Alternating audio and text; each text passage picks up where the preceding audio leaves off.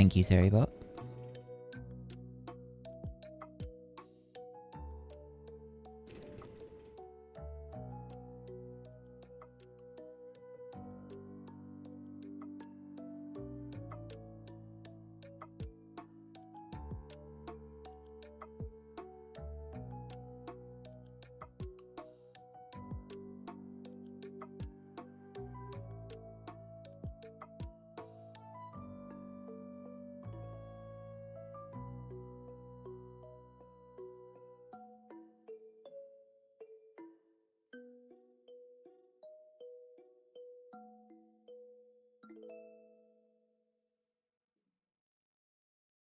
I think that's everything. Right.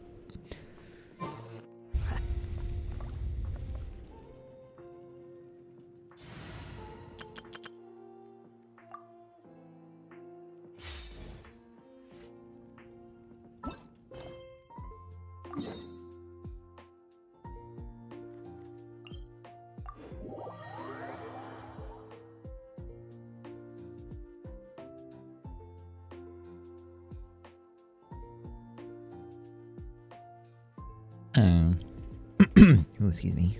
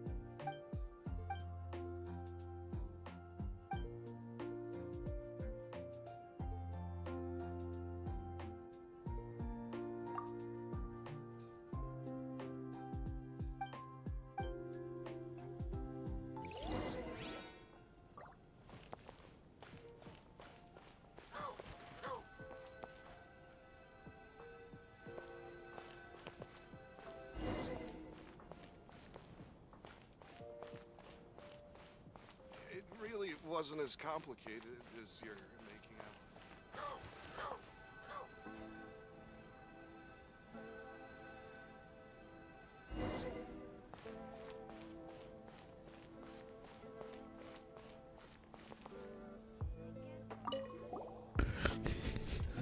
The dog didn't do any good.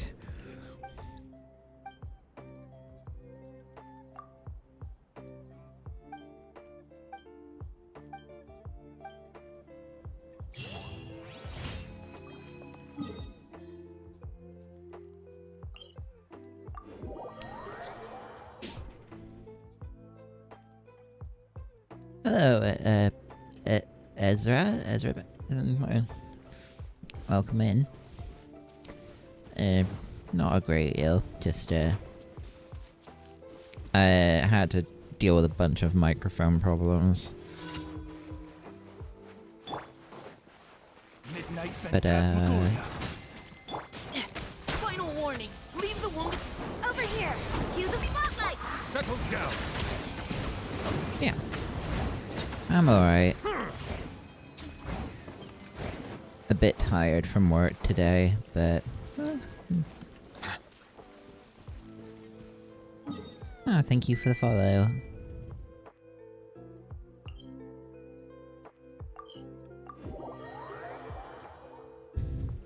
I would have had all of my dailies and stuff done earlier, but I had a nap.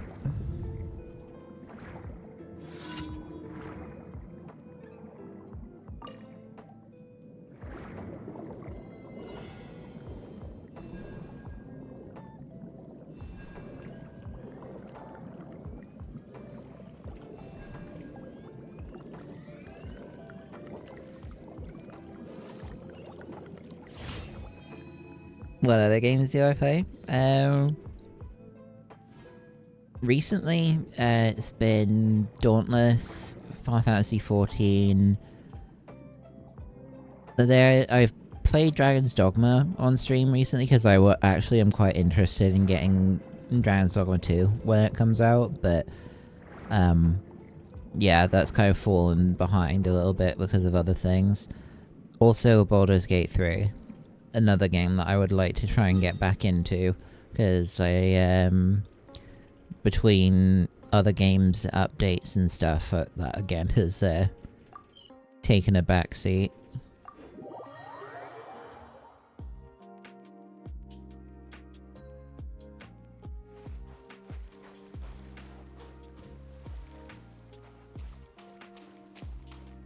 I played GTA a little bit. Didn't really do much of like the actual main like story mode in GTA. Well, I did do a little bit of the online stuff. I think the issue I had mainly with GTA Online was that it just always took forever for things to like load.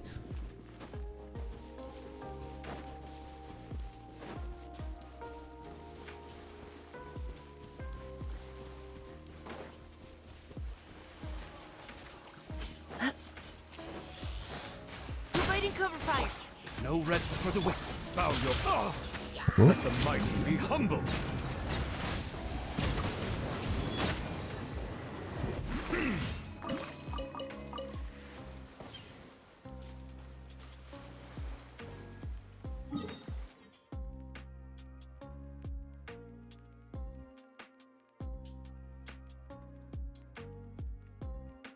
Have I already done it all? Oh yeah, so I have. Okay.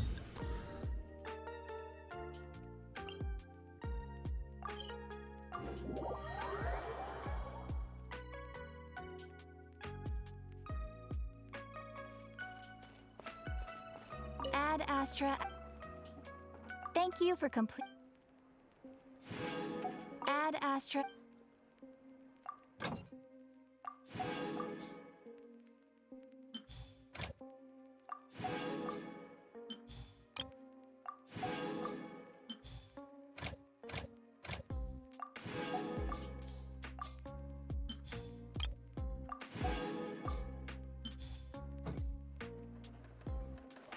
You're a student?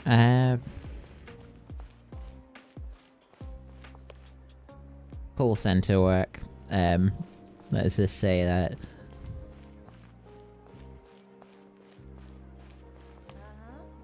you're right. Exactly. But none of them believe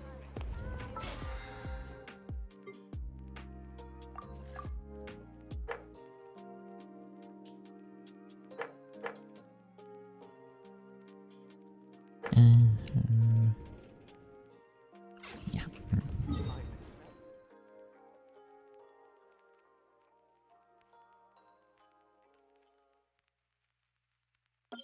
I got a bunch of resin to spend, so I can go do that.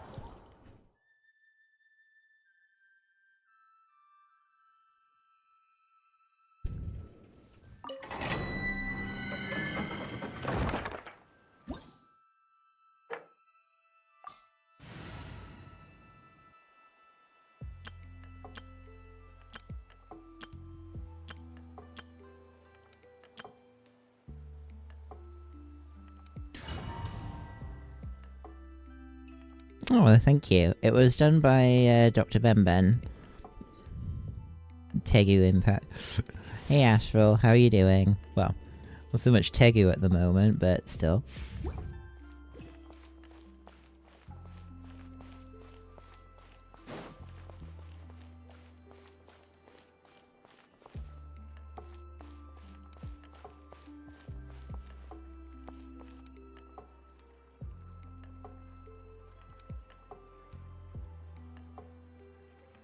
That the anniversary pet? Yes.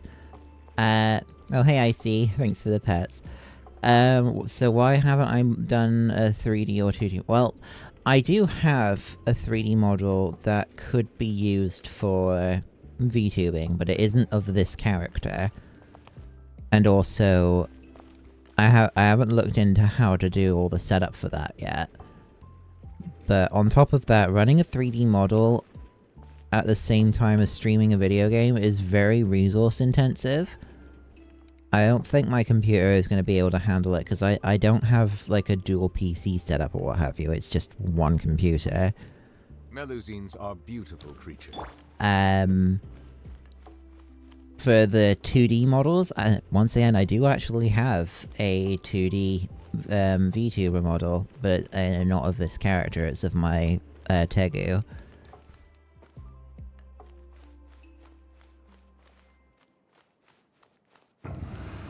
But, is this just a preference thing?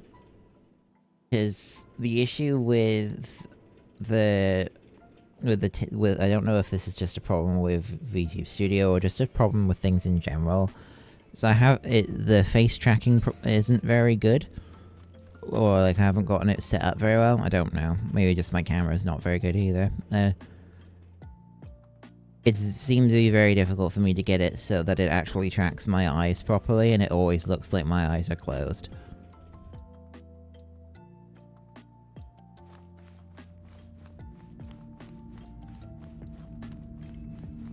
Well, you're doing well, Asher, I see, and, yeah.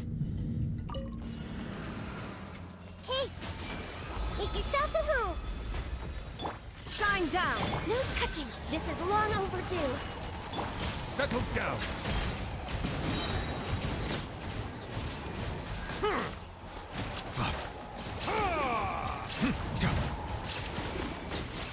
I might do one day. The thing is with PNGs is it's a lot easier to get things like, for example, like outfit changes and things like that.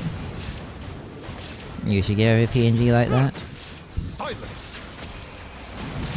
Well, the artist who made it is open for commissions.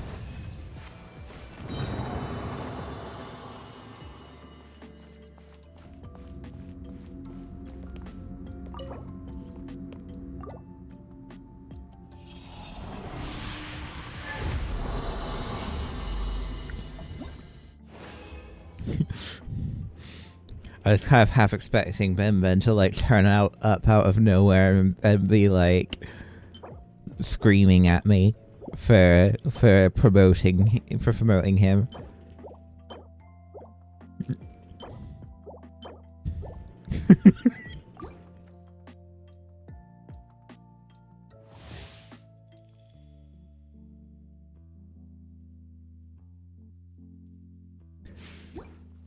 No, I'm not the one who did it.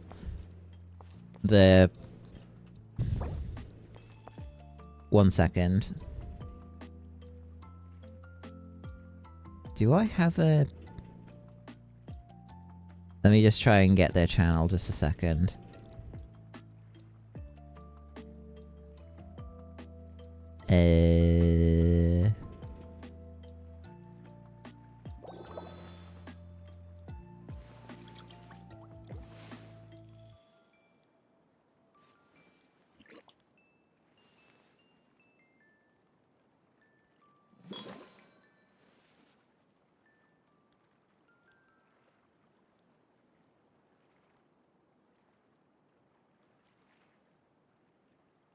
There you go.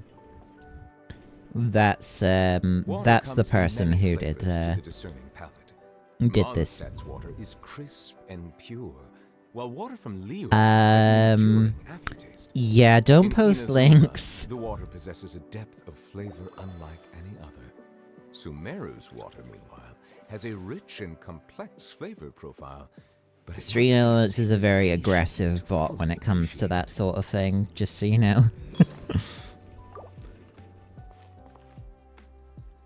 The only links that I think I have whitelisted are Twitch clip links. Anything else the bot will bonk you for.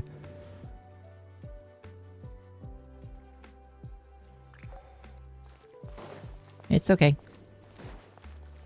You know now.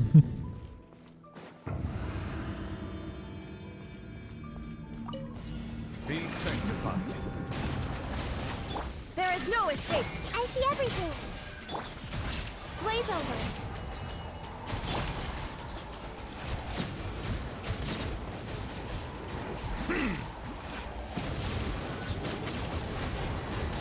Everyone hold hands.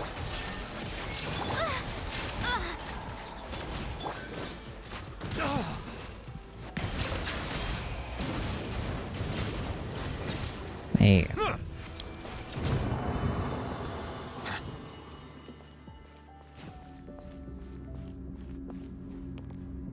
Do rigging on this model? It's not really set up for rigging, it's just a still image. Unlike an alt version that has its mouth open. Realistically, you'd want, if I was gonna do that, I'd need to be, like, designed from the ground up. Be sure to befriend them and cause them no But that isn't something that I'm looking into right now. I appreciate the offer, though.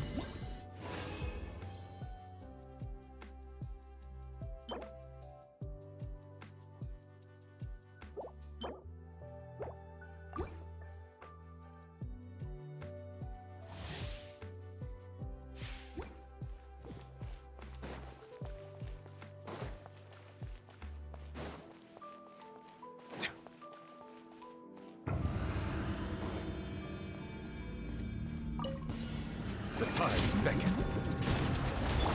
I see everything. Illusion shattered. Born of ice and frost. All hail. I can fix this.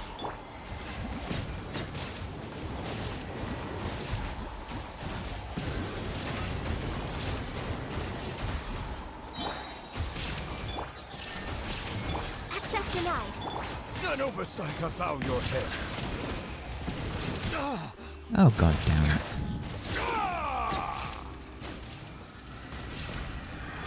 The disadvantage of not having any interrupt resistance, unfortunately. You still can't get over new, let go of it. Yeah, Biden Blast. Normally I would use Beto, like the taser team, so I would have interrupt resistance with him. But yeah, this version of the Hyper Bloom team is, it's very easy for him to get interrupted out of his charge attack by that, like, blade leg thingy.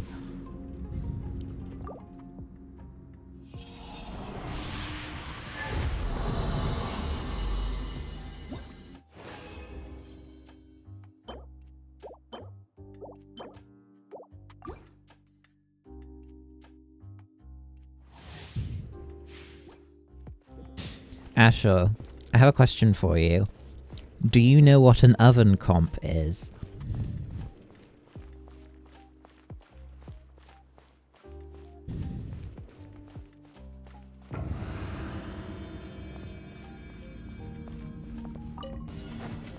Let the mighty be humble. Everyone hold hands.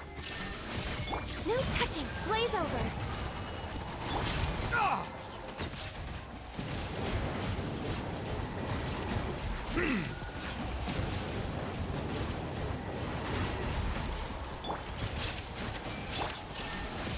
Born of ice and frost. This is long overdue.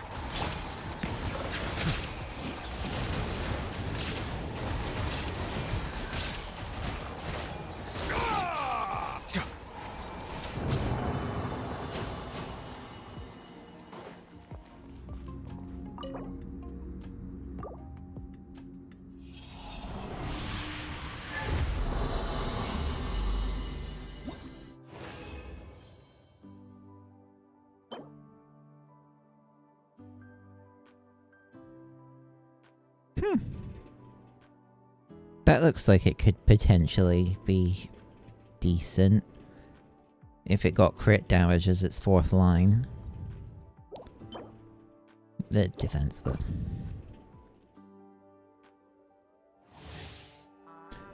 So for those who don't know, a lot of the Dendro-based teams, or like teams that center around a reaction that uses Dendro units, so primarily the Bloom ones, so Hyper Bloom, Burgeon, they tend to have names that are culinary themed, or like appliance themed. So the team that I'm currently using is, because it's a Hyper Bloom team, so Dendro, Hydro, and Electro, plus a Cryo team, the archetype is called Hyper Fridge.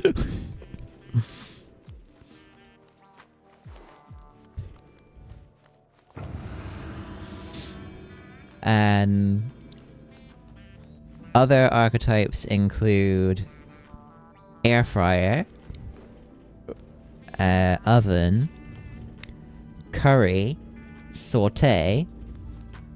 Can't wait for the microwave. There is already a microwave archetype, I see. But it's not but the microwave archetype is actually for Geo, not for Dendro. The microwave archetype is using Zhongli to cause the resonating effect on Geo constructs to do damage. It's not a very good team, but that's the archetype.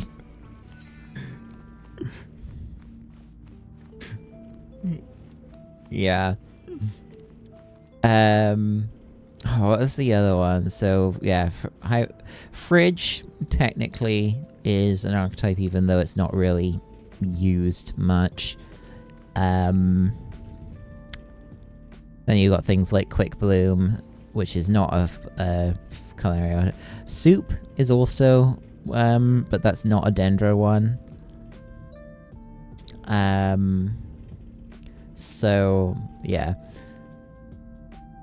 So Burgeon teams are Pyro, Hydro, and Dendro. Because basically, What Hydro you say plus is true. Nahida? No. When, so, like, Hydro plus Dendro creates bloom cores, those little, like, green seeds that you see dotting around the floor sometimes. If you leave them long enough, or if you create enough of them at once, they will explode and do bloom damage.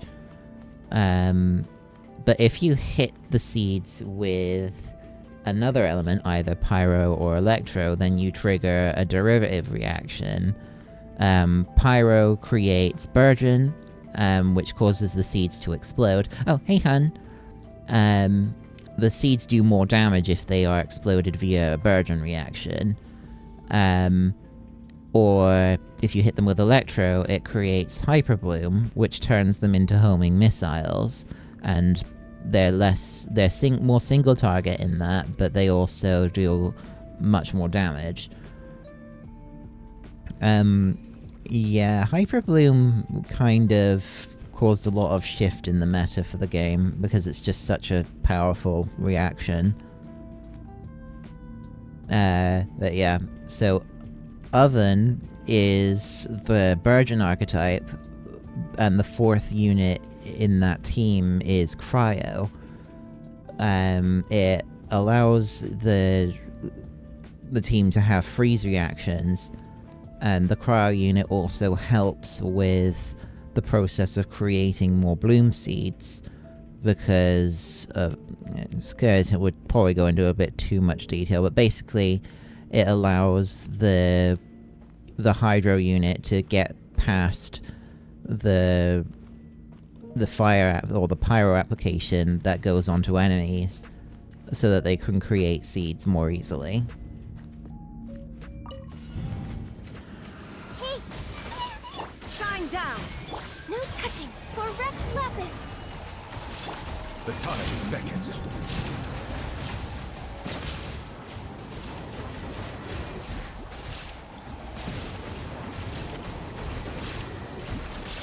I see everything. There is no escape. Born of glaze over. Silence!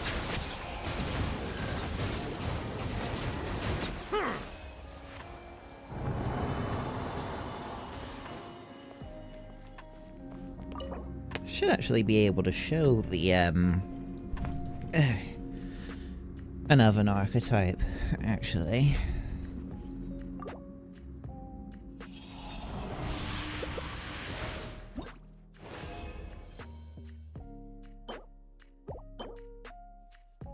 Wow, that's actually the first crit damage circlet on this set that I've obtained.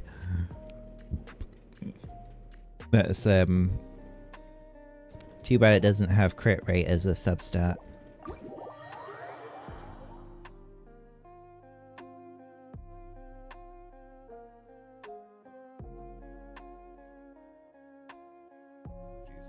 This heavy rain must be...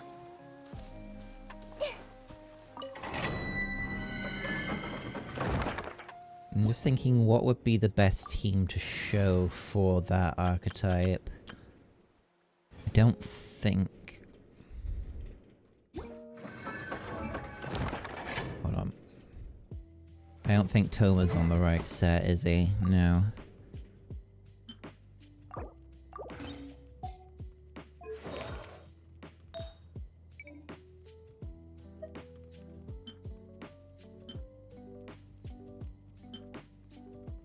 Oh yeah, he's gonna want energy recharge, so... Sorry, Razor, you're losing your set for a little bit.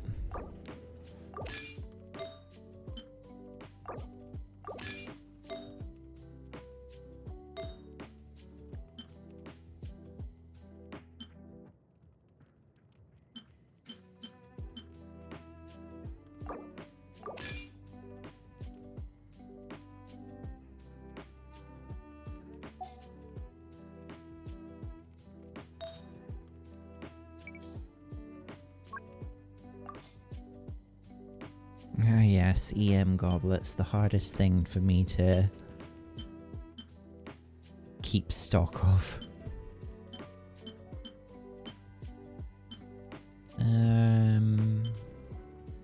We will take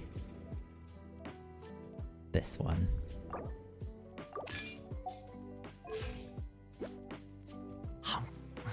Right, I think 174 is enough with Kitane.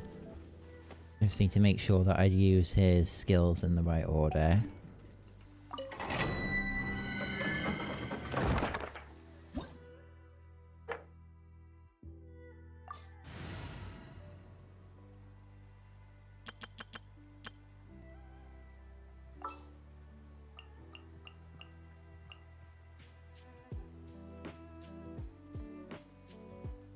There are using Cho.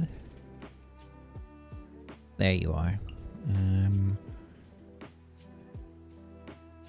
Boo and Toma. And I think that Kea is generally my best bet for this team.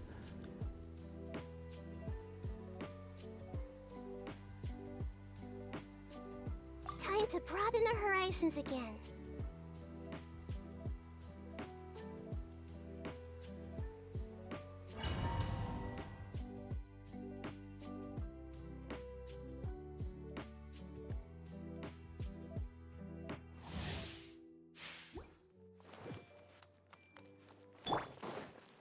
Oh boy, he doesn't have his burst up. That's fine. That's fine.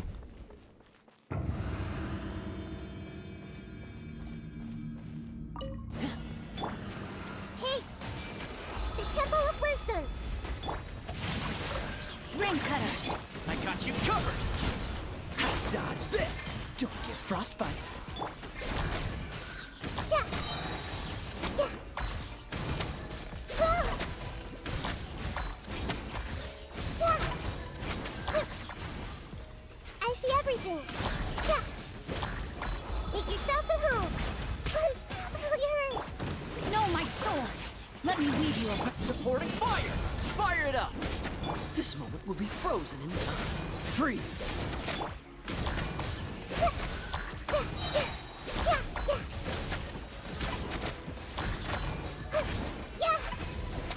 And there you go, that's the oven team.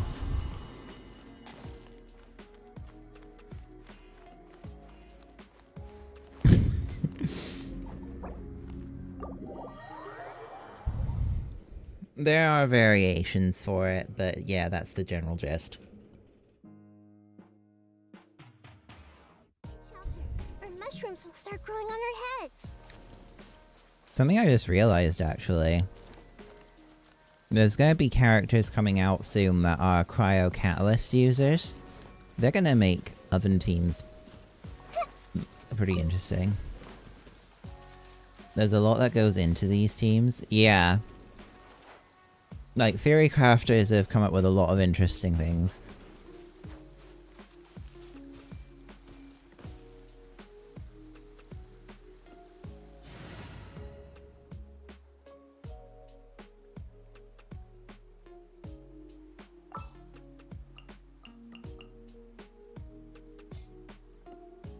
Now, well, now that I'm done with that, there was a new event that started today. Mysterious fish are booming. Oh no. Just from that title alone, I know that this has got something to do with Klee. Hello, Gareth.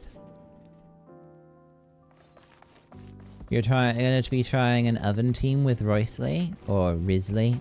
I tend to prefer calling him Risley because it just sounds funny. Yeah, I actually was watching what Zajef when he was doing some analysis on like a pre-release thing on Risley, and yeah, like oven teams and Hyperfridge, like at a baseline, standard Toma Burgeon stuff, you don't have Dea. Yeah, I don't think you would want to use Dea in an oven team. I know that Dea has found an interesting place in Nervalet's, like, Hyperbloom teams. But she's not actually there for the purpose of triggering any burden reactions. She's there to basically enable his, was it A2 passive?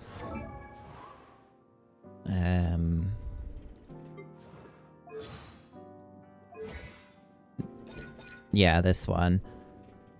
If Day is on, yeah.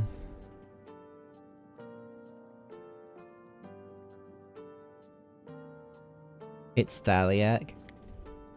He actually does look a little bit like Thaliak, I guess. Dea, Nahida, Xingqiu, Roysley called in the Roysley just. Oh. Yeah. That does sound pretty bad, actually. Because the problem that... fanboys are being weird with it. That's... yeah, I know... I definitely know that Theorycrafters wouldn't be pushing that one. Like, it's already well established that Dea is not very good as a burden trigger.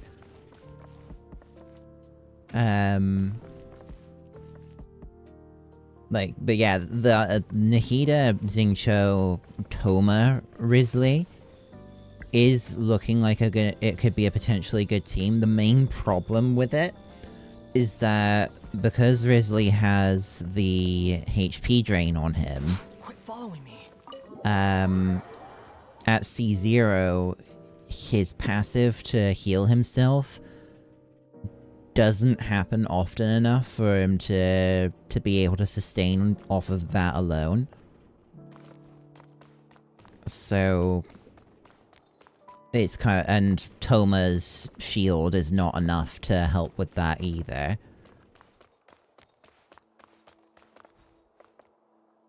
Please be quiet within the premises and refrain from making a racket. Risley C0 to C1 gameplay comparison is quite nice, unfortunately. Yeah. Like, the Burgeon team that you've just said, if you replace Dea with Toma, in order for it to be particularly comfortable to play, you either have to swap someone else out for a healer, so Xingqiu for Kokomi, or Nahida swapped out for, like, Baiju or something, which doesn't sound very good. Or you need C1 on Risley, so that he can heal himself enough. And hey Dario, hope you're doing well. Please be quiet within the premises and refrain from making a racket.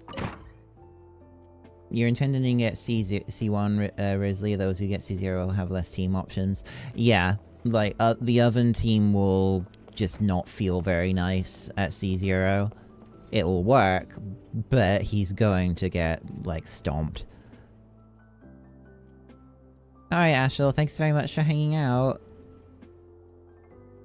But C0 Risley is very good as a unit in Hyperfridge.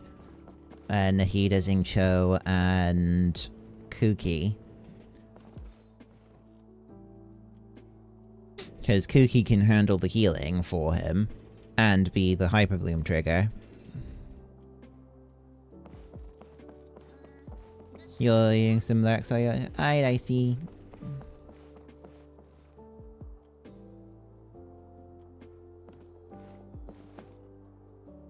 Okay, got it. That Hyperbloom 3 unit, yeah, yeah, Nahida, Xingqiu, and Kuki, or Nahida, Xingqiu, and Raiden is just such a powerful core that you can literally just throw almost anyone on the 4th slot and it'll be good. I think Risley will work particularly well because of the fact that he's Cryo Catalyst, so he's always going to be able to freeze with little reliance on his, like, on anything else other than just normal attacking. But fish taste best when they're freshly blasted. Grill them over a fire and they'll turn extra crispy and smell so good. Ah yes, our little ecological terror. Reliable, free, be fun, yeah. I think using him as the driver in that sort of team, or if I got C1 to use him in Oven, that would be the main reason why I'd go for him, I think. In order for him to be good in other teams, you need to really be, like, wailing. Don't worry, Jean has informed me about all that a while ago. So, I went ahead and placed some orders at Good Hunter. Over the next few days, their chefs will be preparing the best fish fresh from the lake and cooking them right away. Freshly cooked fish served with Klee's favorite spices and my specially prepared desserts. I'm sure it'll be just as delicious as your catches. Okay, then I'll trust your taste, Lisa. I promise I'll stay in the city and play Dodoko's boom-tastic adventure. I won't go fish blasting or make any trouble for Albedo's friend. Dodoko's bomb-tastic adventure. But seriously, she is just...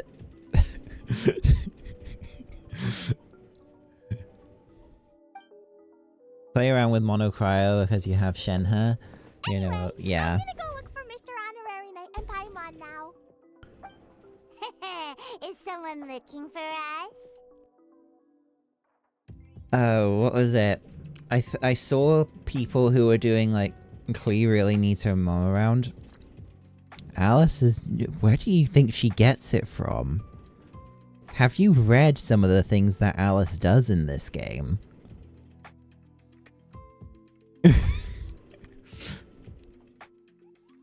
Anyway, what I was gonna say is the, like, whale level theory crafters have, because I think it's like, what, Shenhe's C6 makes it so that normal attacks don't consume the quota on the icy quills. So because Risley's kit focuses around normal attacks, yeah, it's like high whale level investment. Risley plus Shenhe is apparently it's like the singular highest DPS in the, like, single target in the entire game. Like, it's insanely strong. But we are talking about C6 on multiple characters, so it better be. Mr. Honorary Knight and Klee was just thinking about you, and then you appeared. How'd you do that? Oh, did you somehow magically hear Klee's thoughts? Oh, little cutie and Paimon, you're here just in time. Looks like I won't have to go to the trouble of writing you a letter now.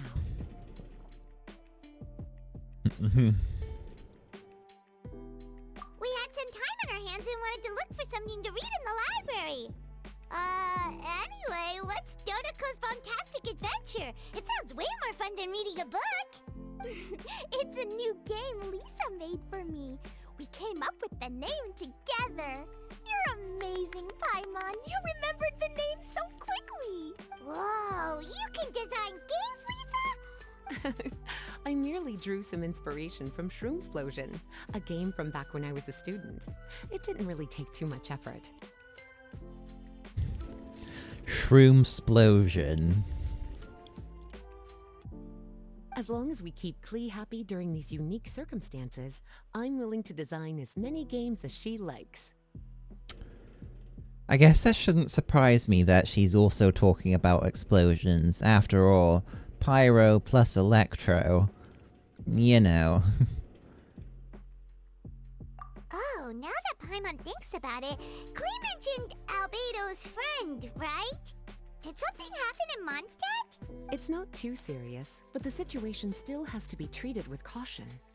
Recently, fish species native to Sumeru have begun appearing in Cider Lake. Allowing them to spread would put the ecological balance of Mondstadt's waters at risk. Luckily, Klee noticed some fish she'd never seen before while she snuck out to play. She caught a few and showed them to Kaya. Caught a few.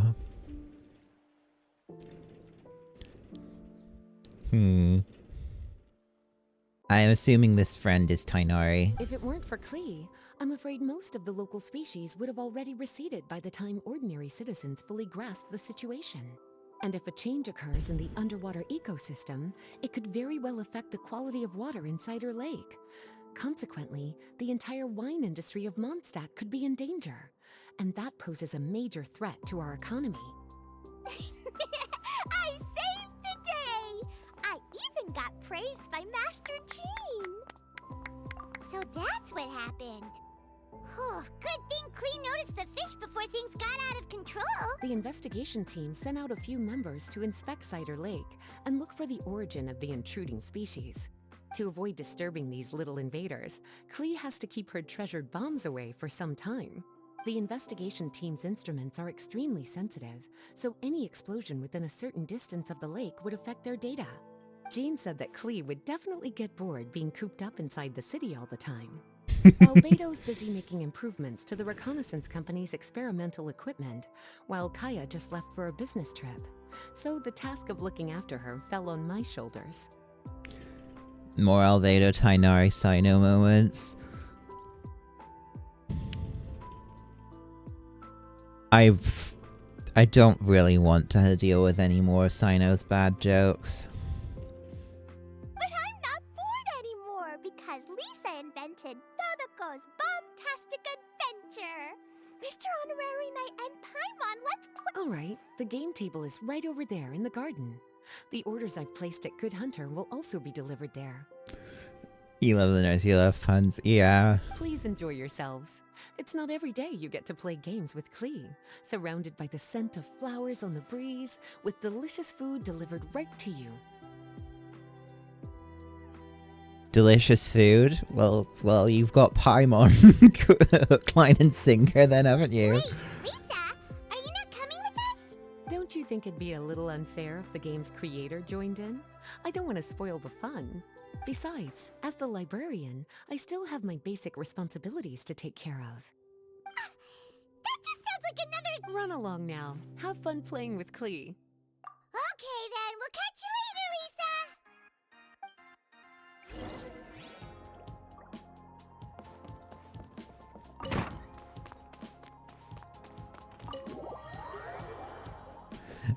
Lisa. In other words, I want to sleep right now. Mood. I always feel so tired after going to work. And considering that Lisa's kind of, that's, you know, laid back individual. Looking, yeah, I think babysitting Klee is a very high maintenance kind of task. We're here, Mr. Honorary Knight. This is where we'll play Dodoko's Bombastic Adventure. Whoa, Lisa picked a really good spot. Paimon loves it Lisa is the last person who would want to babysit. Exactly. I think she was probably like subconsciously thinking, thank fuck I can go and sleep. I just like need to find a way of shoving Klee off onto the Traveler for a bit. Alright, teach us how to play, Glee!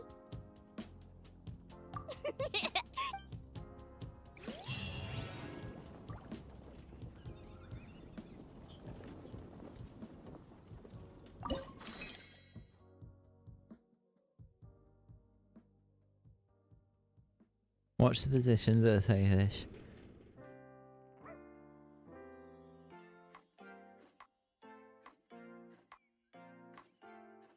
I see. So but as expected, we're blowing things up.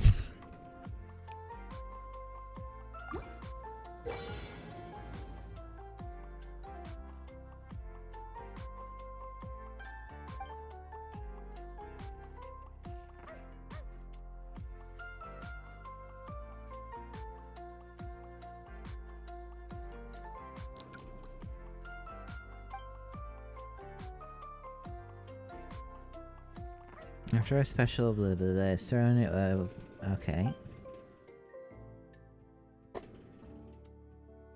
Cause it to explode immediately, blah blah blah.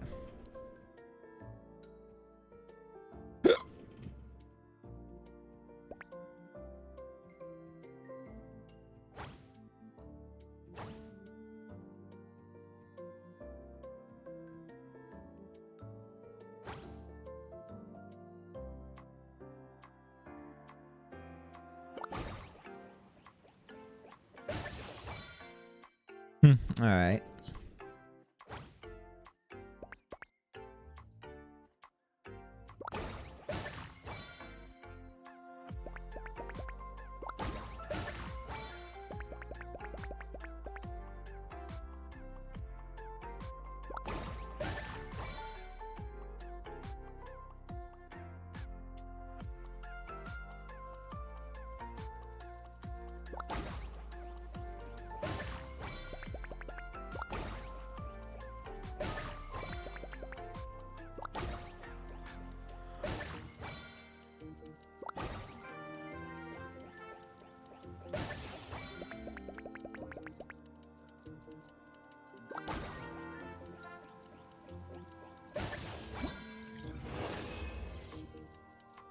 Alright, I see now. Okay, it's not too hard. So, use the basic ones to do this.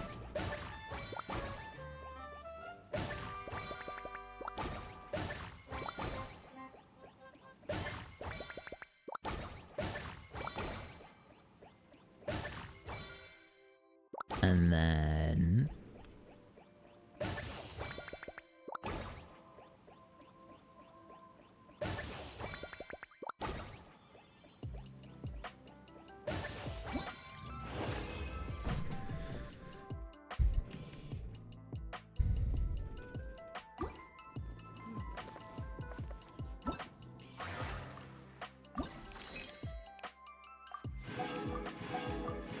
Of course, it's gonna get more complicated with the next ones, although generally most of these like mini-game based things are never get that difficult, so... Which is kind of a shame, because some of them are pretty interesting, like, in terms of what they could do with them, but they never seem to get There's the no such thing as pure freedom in chance this to... world. Even the wind cannot blow on forever. to, like, build up to something more challenging. It's like, just as they're starting to get potentially more complicated, that's it, the event's over.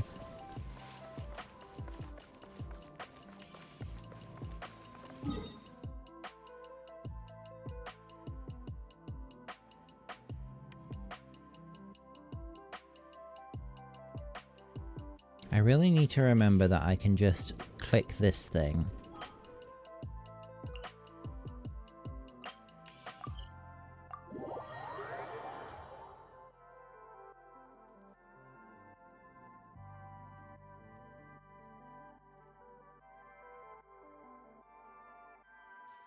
Oh. Teapot currency's almost This realm capped. is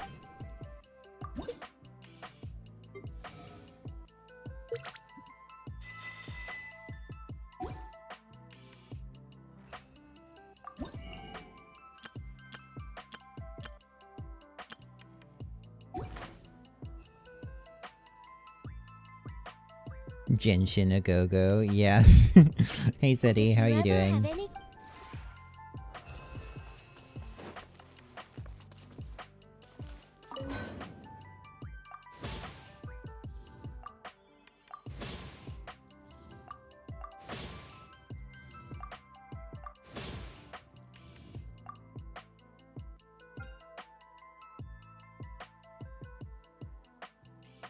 Bit tired and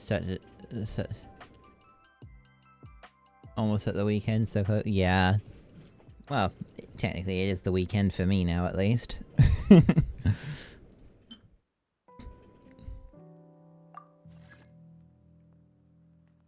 I was about to say that the moment they they announced like the release date for Zenless Zone Zero, gonna be like standing over my Genshin install with a giant sledgehammer and be like, your motherfucking life ends X days from now.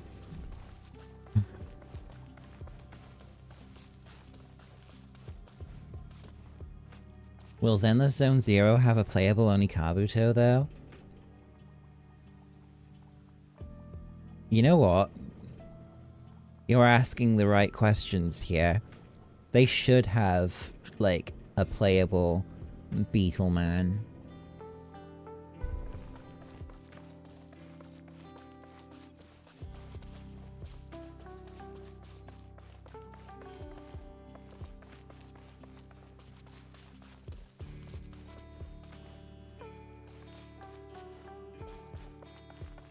This has been Seti's bug brain. What contribute? Bar beetles are underrated. Yeah. I don't. It's been a while since I've seen like yeah, I'm trying to think actually.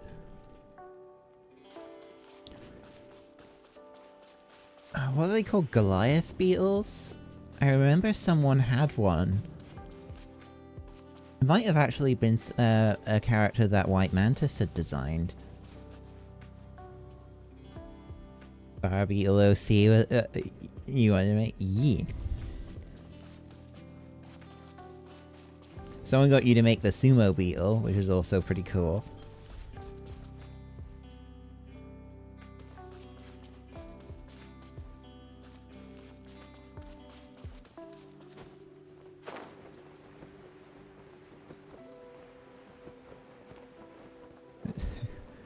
Yeah, the only Kabuto, like, OC would be very cool, because again, it's, you know, beetle, and they're purple, like, that's already very close to, yeah.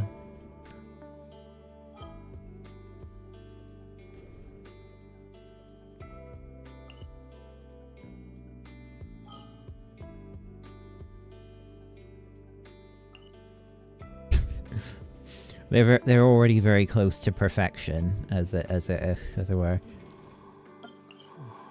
Whoa! I accidentally clicked like the thing that causes all my windows to like split out. It was weird.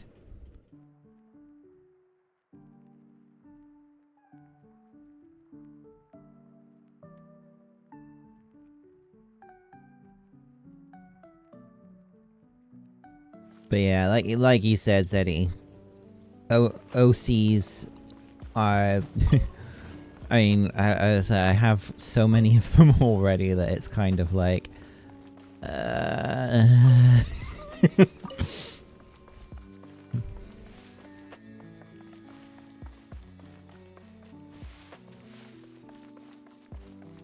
There's already quite a few of them that is like I haven't had like gotten anything for ages now. Raising them in a healthy environment is expensive. You're so sorry to Yeah, Yeah.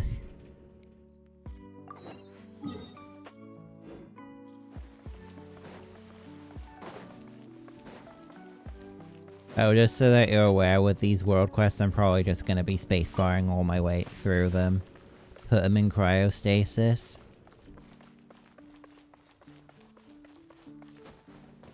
I mean, it's kind of already what's going on with them.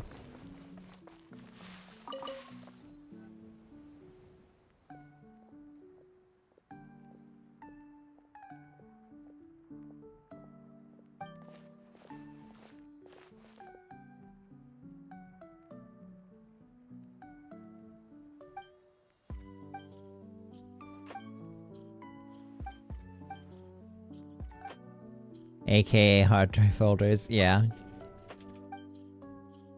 Give him a little freezer burn, okay, it builds character.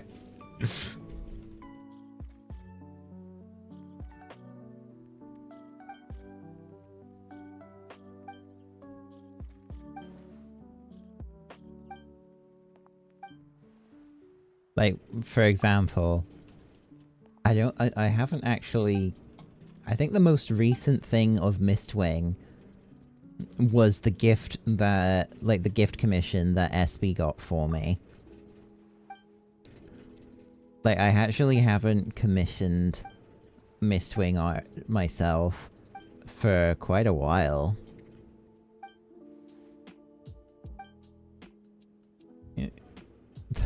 Don't worry, Zeddy. Talking about this, there's something to talk about at least. It's been a while since we've seen a lot of Mist. Yeah.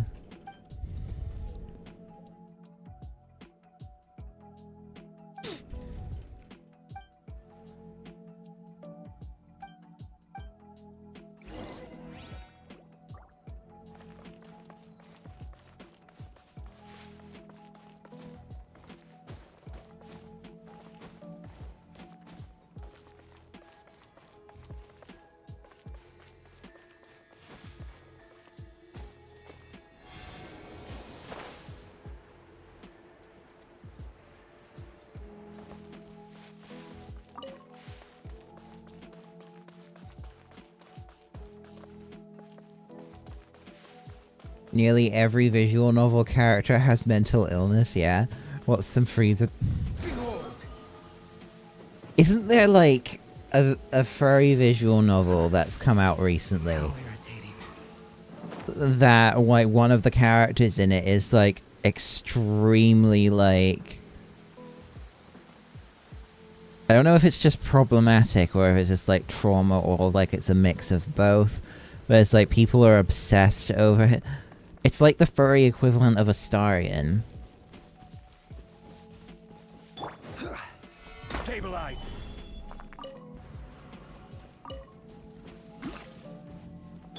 Let's light it up.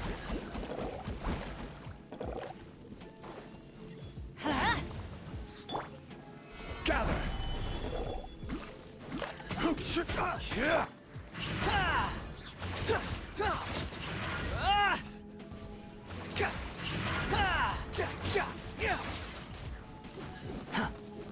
The character with some red flag, yeah.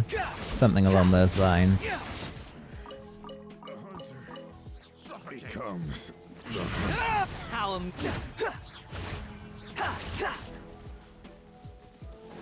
Oh, and I also have crippling depression. Solidify. Let's light it up. Swollen fury.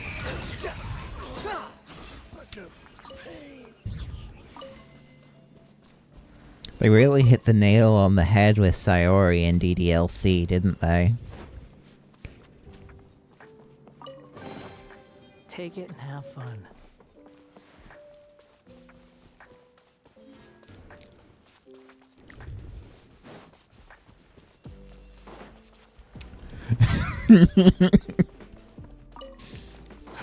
Too slow.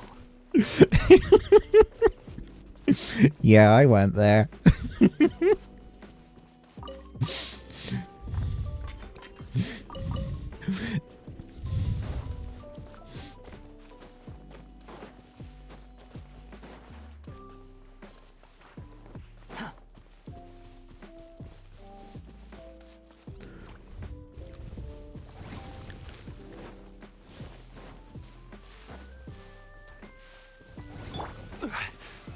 Stabilize. Truth repeats its course. Too late for regrets. Ha!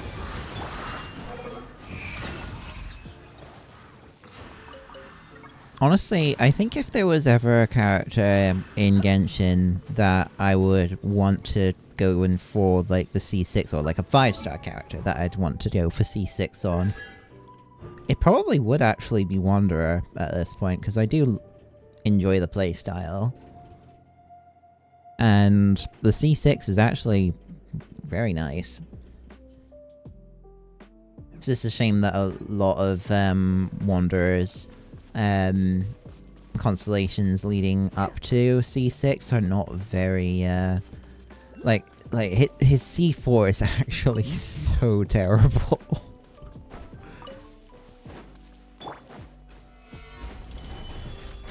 Behold!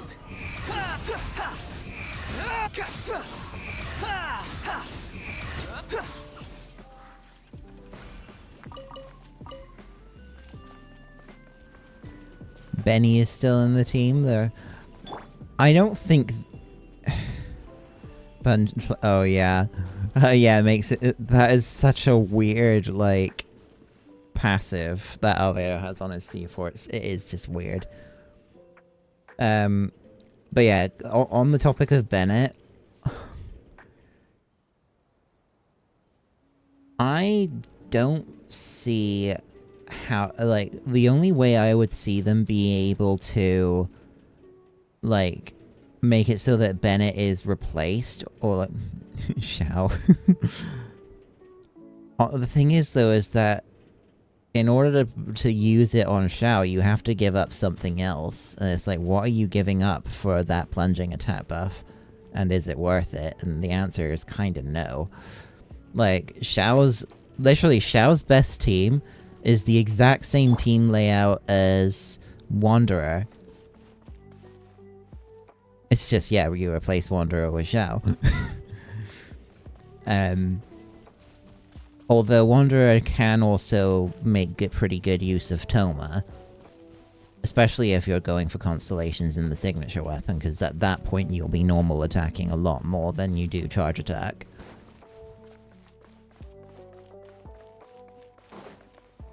Quit following me. You didn't see anything.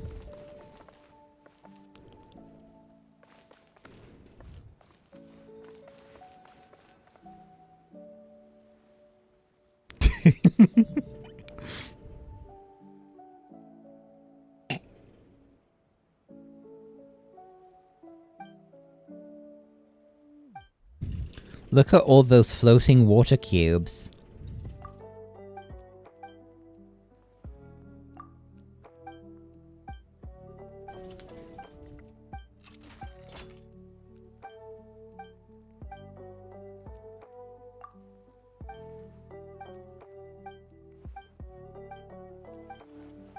I don't care what you're talking about, just let me go and hit things.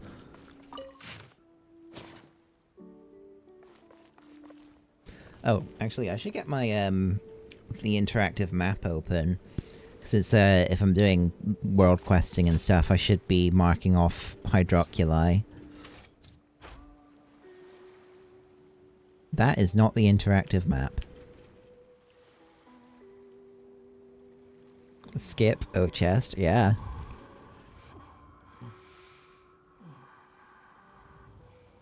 There's something sad to me about seeing how boring Genshin's writing has gotten. Yeah.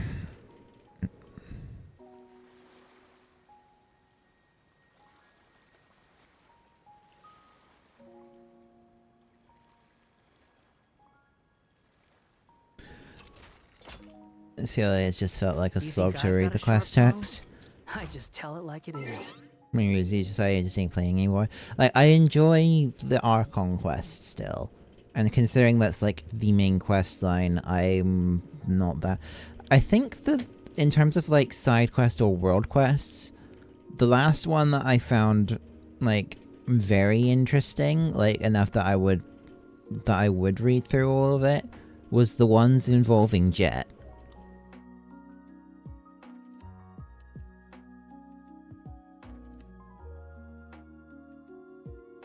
nothingness small.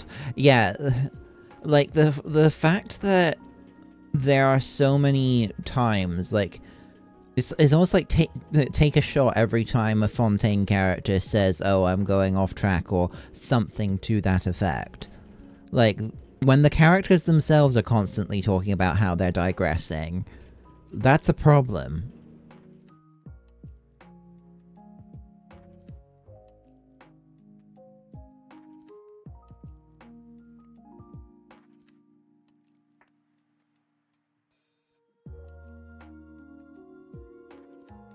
And what makes it worse is that there's a lot of that excessive dialogue in the daily commissions as well. Like, it's very tempting sometimes for me to just do whatever I can to avoid the daily commissions. Now that you can, like, do the, like, world exploration to redeem commission rewards instead, it's actually kind of nice. Oof, excuse me.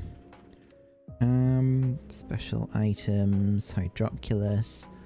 Right, get rid of that, get rid of... Right, I don't need to have the starfish marked on the map for the moment, thank you. Right, so... I think that's... Yeah, there we go.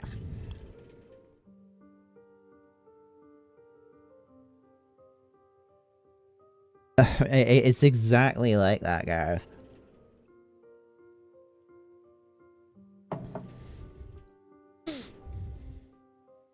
If someone can't handle it, maybe that's their problem.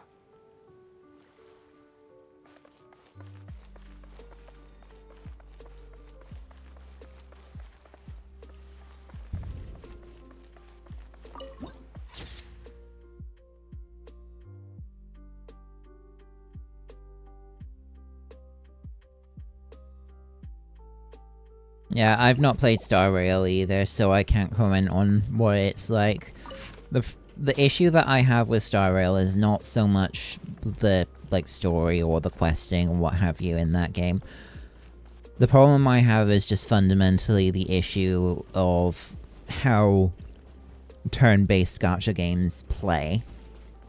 Or... It's like, I definitely felt like it kind of like this opinion was solidified after playing Dislight for a bit, but I actually really don't like the AFK-ness to it sort of thing, where it gets to the point where you just want to put it on fast-forward, repeat battles over and over again, and you're not actually playing the game, you're just managing the game.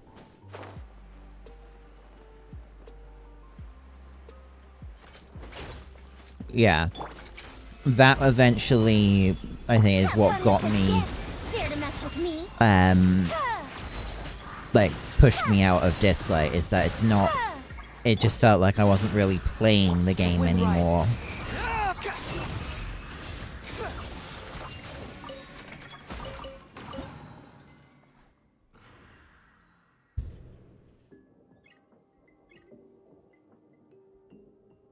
Farming artifact be like put auto.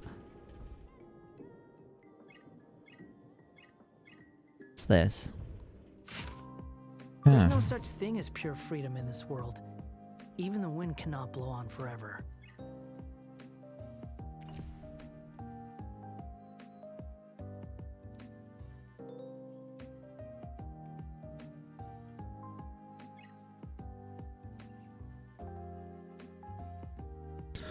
Alright, I think I need to find her. You want to try it for curiosity reasons, but you don't think you'll get in. That's a fair point.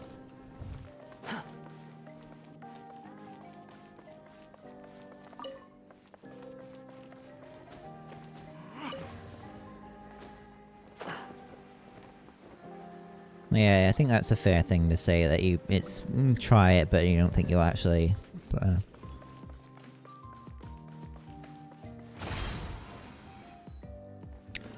Ah, I see. That's what I needed to do. annihilate it with... and that gives it power. Don't ask me how this, like, works. Because I have no idea.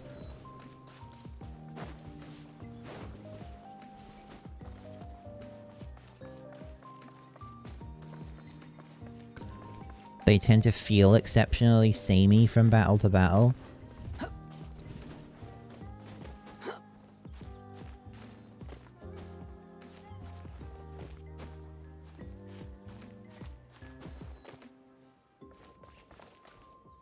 I think I get what you're saying there, yeah.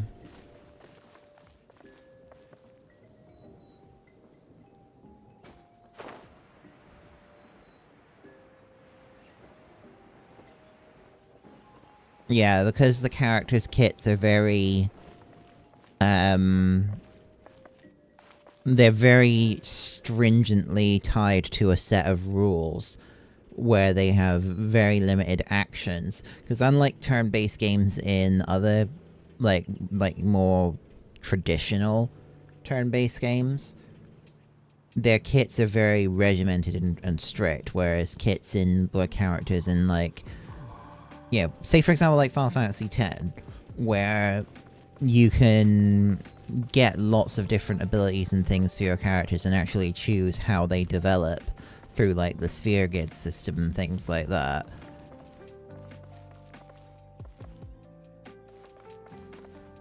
But the fundamental, yeah.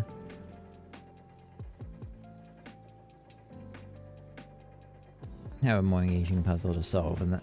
Yeah, I get what you mean.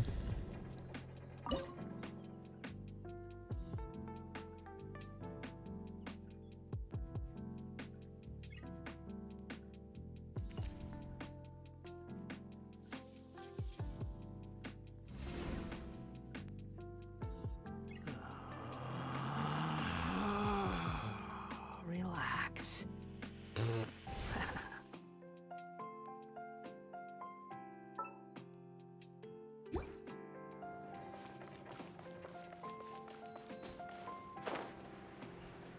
That was a lot of work for just a common chest. Take it and have fun. Oh well. Now, also, where is that hydroculi?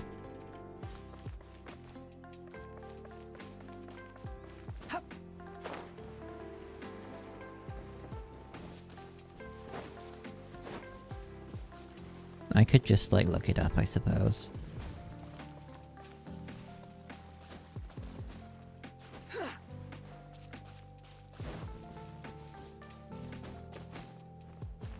But yeah, that whole thing of, like, things being less samey, I guess, is a big part of the reason why. It's like, doing, like, just, like, domains and stuff in this. Yeah, they're not exactly hard. But the enemies aren't always going to do the exact same thing. Or, like, sometimes you're going to end up with... It's not always going to be, like, the same series of actions to complete. There's some variance depending on what the enemies decide to do. If you get staggered, etc, etc. Yeah, I actually have no idea where this hydroculus is. Interactive map, please save me.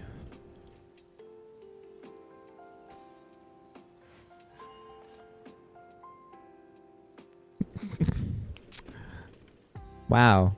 You're fucking useless, interactive map.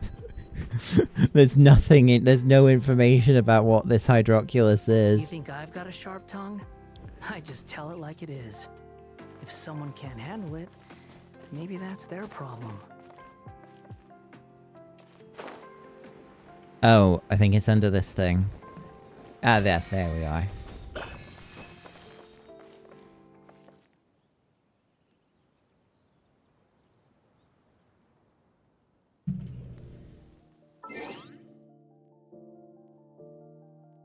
Tangent, you think it's really weird that Genshin has kept the stamina meter at 240 forever instead of letting you get more from the new region statues? Like from 1.0, you can assume why not for combat balance purposes, but 240 is such a weird number to leave it at. Yeah. Especially since with the way that the gauge is segmented, it kind of implied that there was going to be more stamina upgrades. But yeah, it's never been increased beyond that. You read a Reddit post that suggested domains should be skippable after a number of clears. Loot system debates aside, many folks said they prefer there's actually a game to play. Exactly! Exactly my point.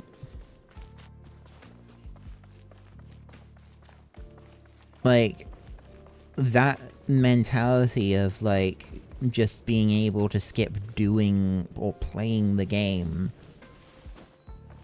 I think that comes from the people who are just...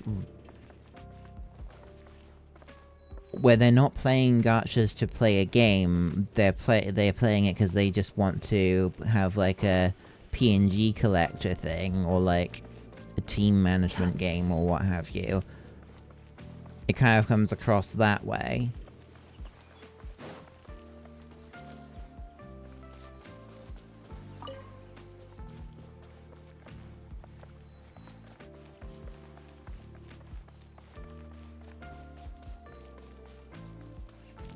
It's arguably the double-edged sword of Genshin's resume system. Yeah.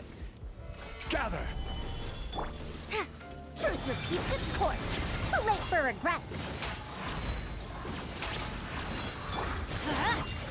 Swarm Fury!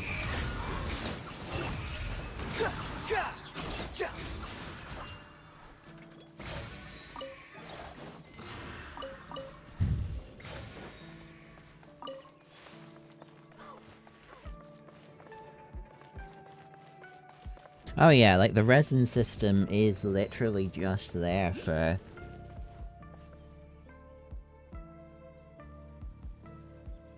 Yeah, I'll enjoy this even if I get no rewards from material. Yeah, nothing in the overworld is really engaging enough to be doing it just for the sake of doing it. You're going around killing things on the overworld because you're doing exploration, you're getting items, you're farming, that sort of thing. Kind of just ironically highlights how much of the game revolves around the reward loop. Exactly. Which is why a lot of people who say that they want, like, harder abyss floors, most of the, like, the sane ones are not asking for, like, harder floors that give more Primogem rewards or what have you. They just want harder floors.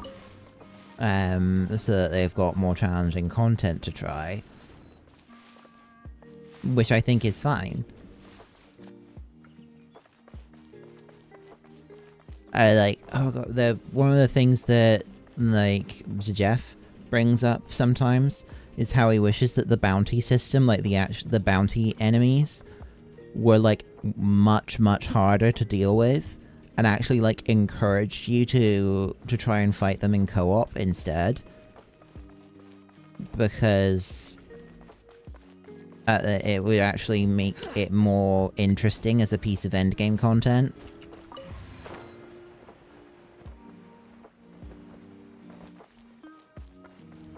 Difficulty of the local legends.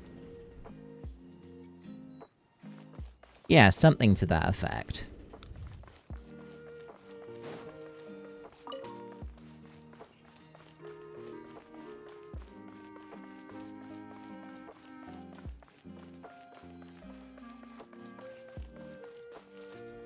I need to find where to use this Ouija block.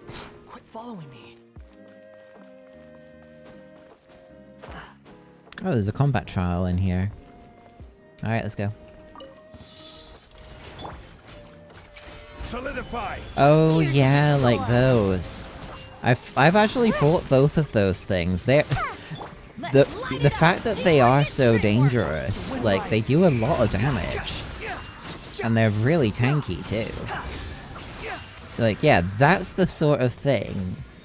And it's not just that, it's like, because of the kind, like, yeah, because of the fact they do so much damage and they're so tanky, like, the traditional team compositions that you would normally use might not actually work very well with them. Like, I think the one that I ended up using was like, I used like a team that used Baiju and another healer, I think, to deal with them because they were just doing so much damage. And I was like, even though they're Hydro infused and like immune to Hydro, I was still using Xingqiu just because he gives damage reduction.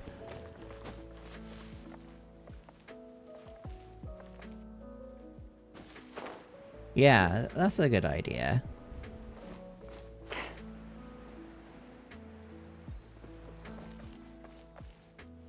Still haven't found where that Uja block is used.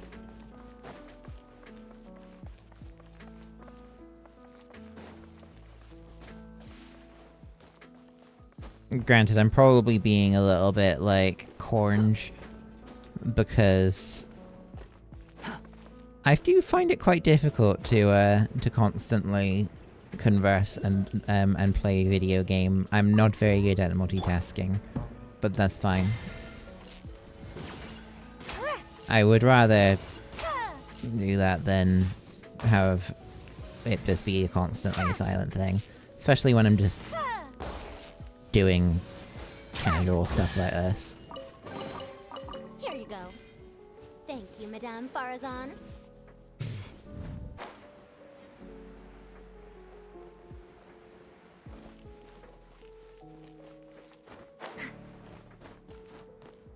Me vibing, yeah.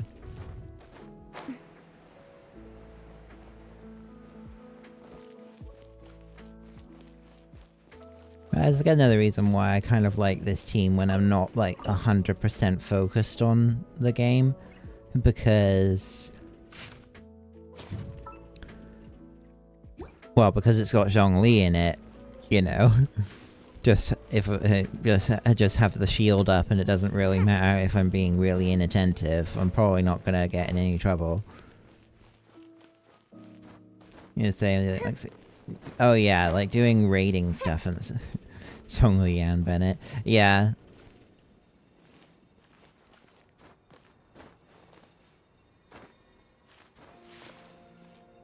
I hear the sound of the Hydroculus.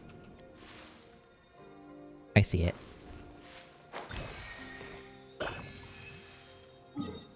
Gotcha.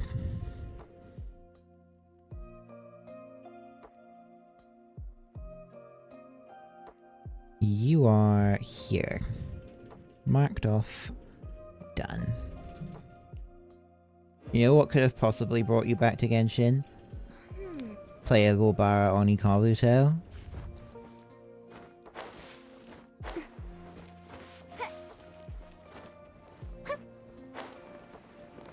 Raid boss content. Something like, yeah, exactly. But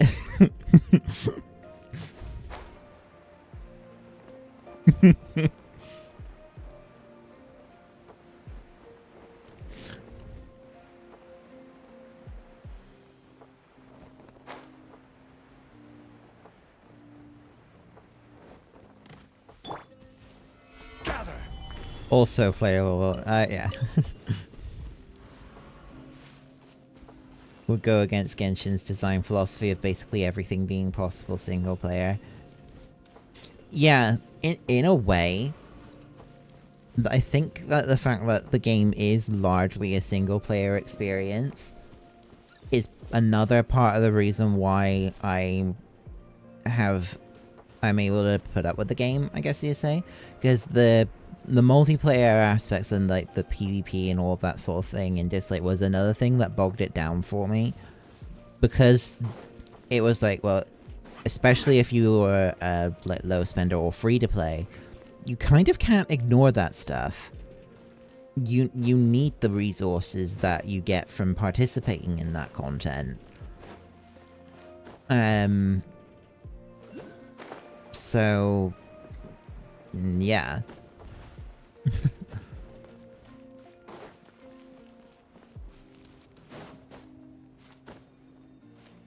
Gacha PvP is bad civilization. Yeah, exactly.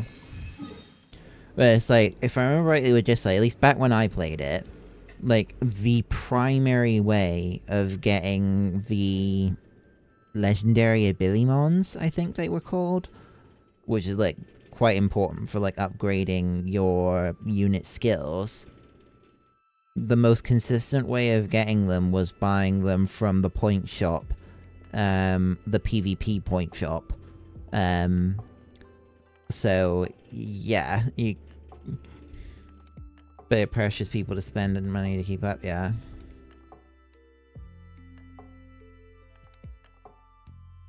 Rules will pit you. Yeah, basically. There were people it's like, thank you, people who were like this in Dislike, but there were definitely people who it was like they would just put like a random weak ass character or just like a selection of really weak characters on their like PvP defense team so that you could just, I think it was just like directly for the intention of just, you know, feel free to just curb stomp me so you can get your points and go, sort of thing. Which is what I did. I just put like Starymon on my PvP team and it was just like, yeah, there you go. Have fun.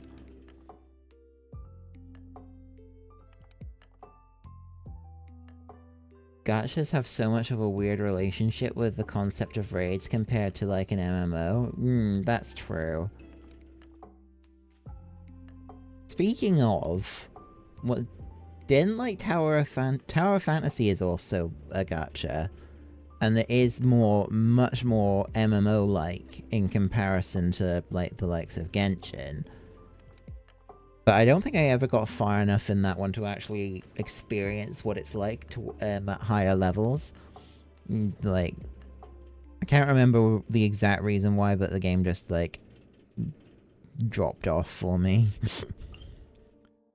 Although, in fairness, I was very lucky on that game. Like, sometimes it actually felt like they were trying to sweeten me into keep playing for incidental reasons. Yeah, I think what killed it for well, especially for Young, was kind of like bugginess.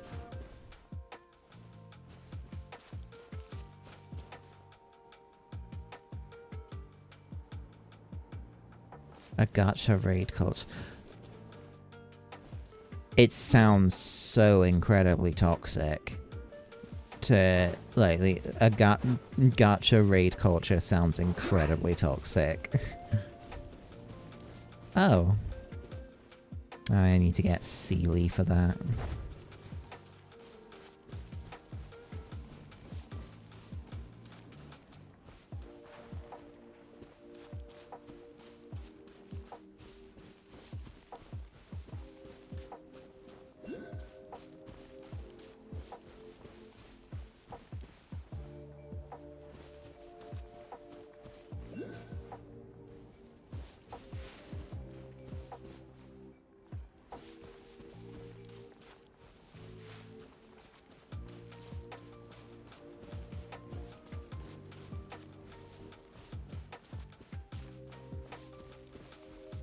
Yeah, that's basically how I feel, I see. Like, Genshin... the gacha system is... Stabilize! Have fun with this gift! We'll see about I don't know how best to describe it, other than potentially it's kind of like... maybe there's a bit of Stockholm Syndrome. But, or like sunk cost fallacy as well. But the thing is, like, it's tolerable enough. Oh.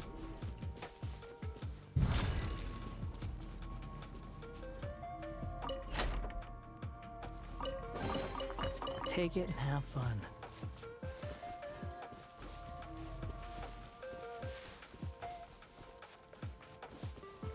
Oh yeah, like there's the whole, like, you know, exploitation, predatory practice sort of thing is another... Appreciate my sincerity. Yeah.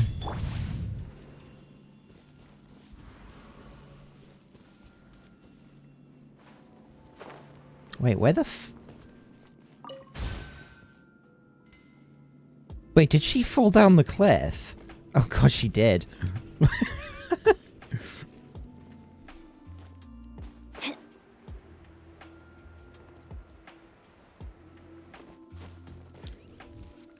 Continue to play this because you're addicted?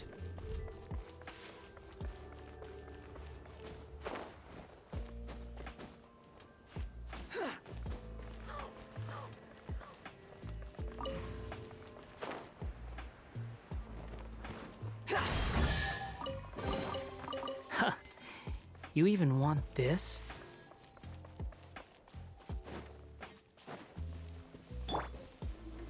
Gather!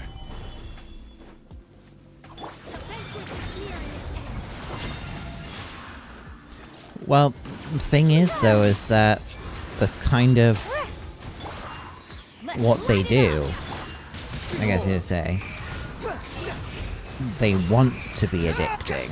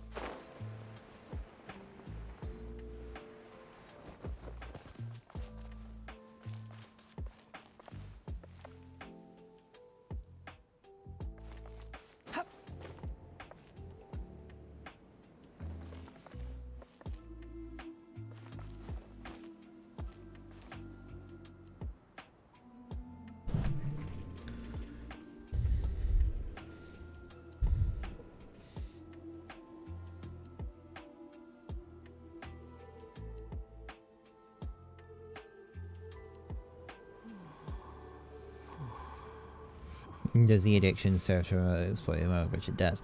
Well, yeah, it is. It's literally gambling addiction, sort of thing. That's what they're trying to play on, basically.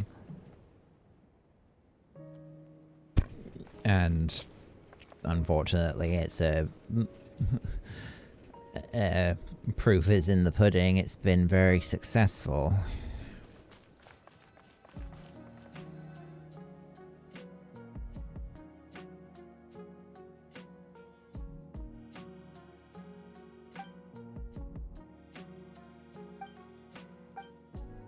No, it's fine. You know, it's a conversation. That's just what.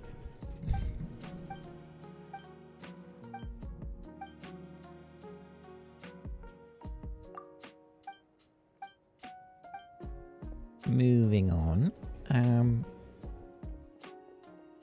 Don't do it. Don't jump. Oh.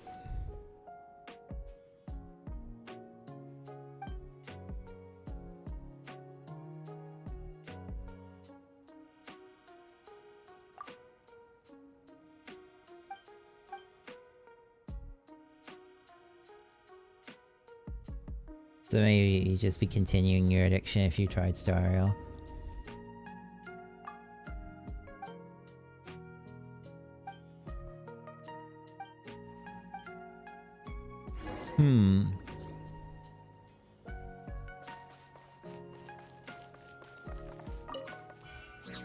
I guess in a way that's another reason why I was so, or am very against trying it, not just from the fact that the gameplay is so similar enough to things like Dislike that I'm fairly confident that it won't hold me.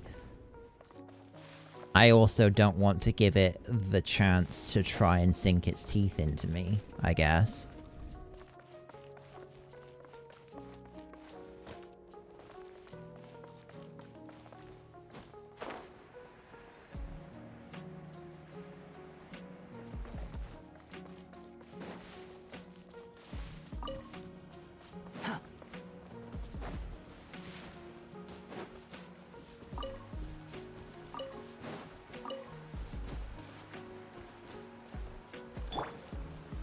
Stabilize.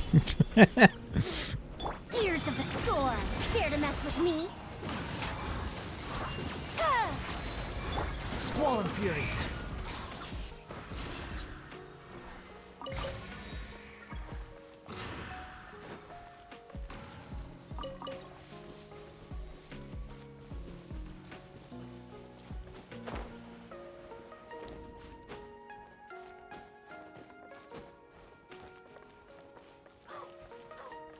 The wind rises.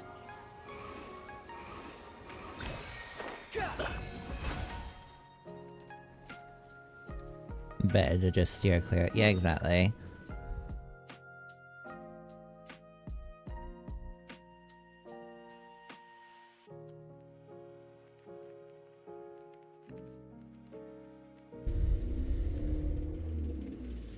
Don't have experience with playing gachas though, so take it with a grain of salt.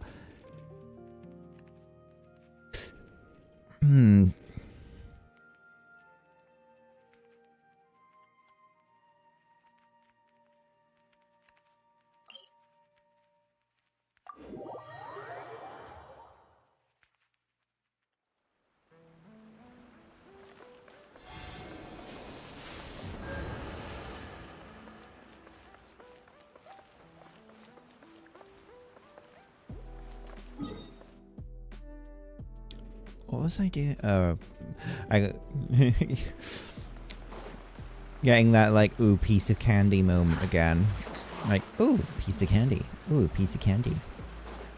Oh, I've completely dived. Ooh piece of candy. See exactly the thing. Following me.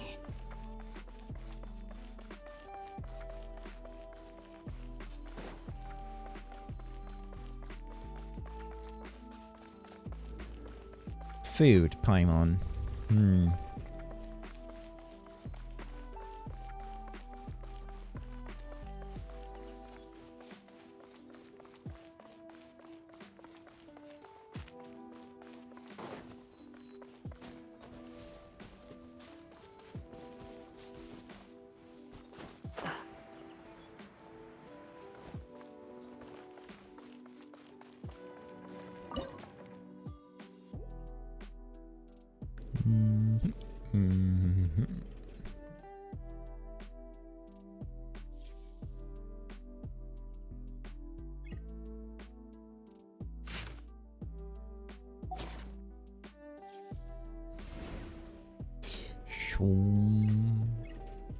Transfer.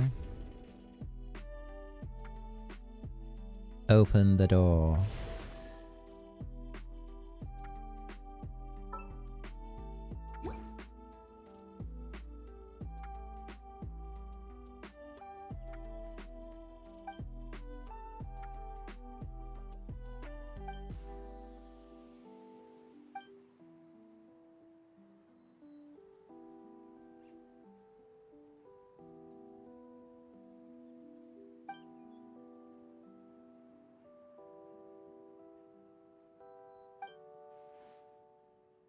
Oh.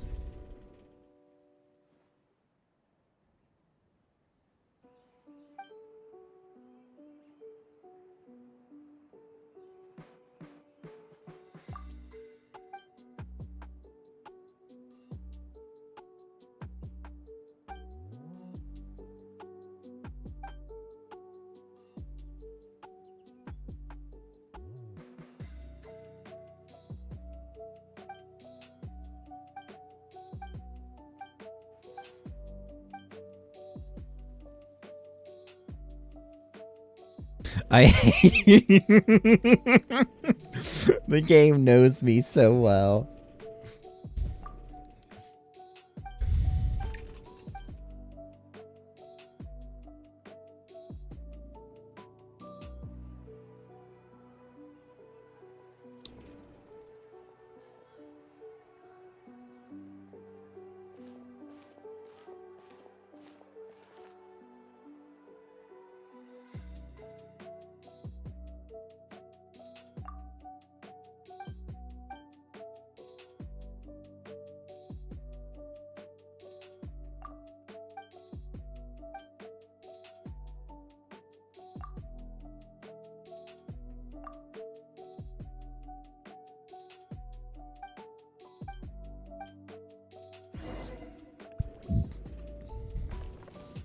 I'm assuming it's because we're special.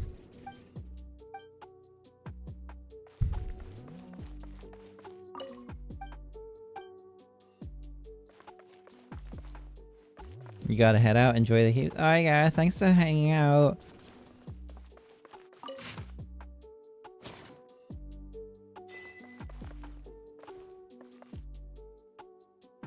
Oh, alright.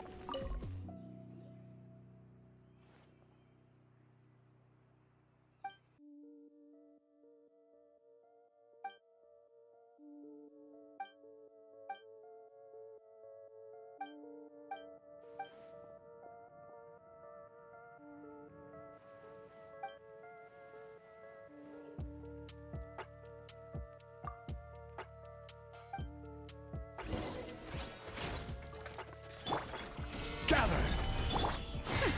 We'll see about that.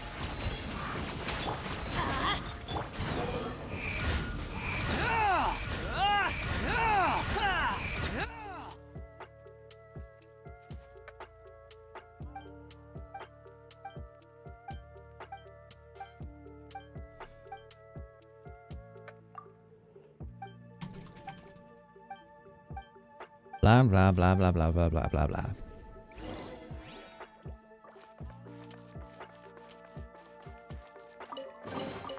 Take it and have fun. Sorry, one sec.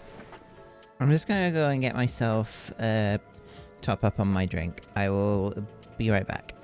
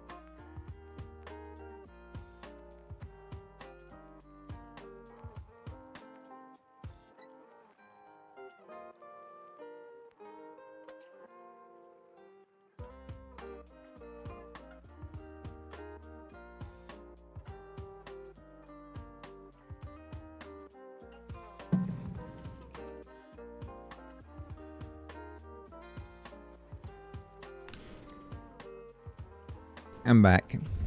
Thank you for the pet, Icy.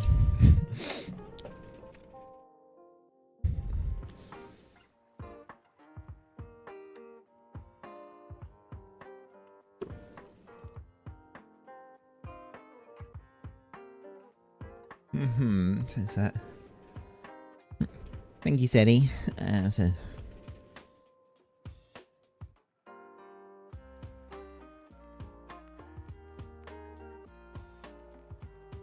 So should you invest yourself in like that? So you have to ask yourself then if there's other things that you're wanting to put your time into. Like, in my case, sort of thing, if I wanted to pick up another gacha game, that's another time commitment alongside, like, playing 14, or, like, it kind of then gets, like, well, other games, like, the single-player experiences, like Baldur's Gate 3, for example. I have less time to actually enjoy those. This is another thing with, like, Battle Pass-based games as well, where it's like, you get pressured into constantly playing them, or, like, playing them routinely, and then you don't have time to really do other things. Especially if you end up getting stuck in a lot of games that have those sorts of player retention schemes. BDO, wanna play Titan Quest? Yeah.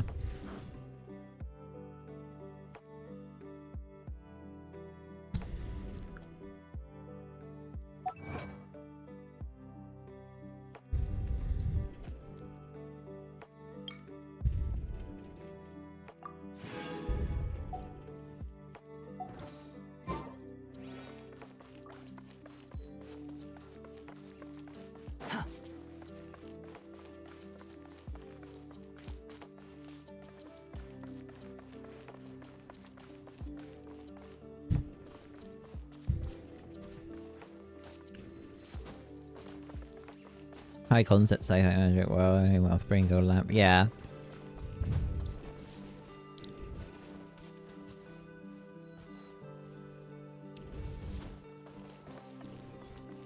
I play Honkai Star Rail for the plot. Picture of Svarog, the plot.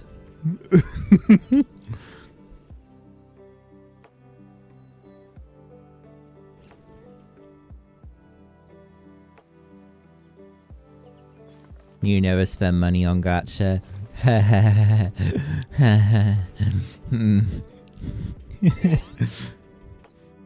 Me looking at this.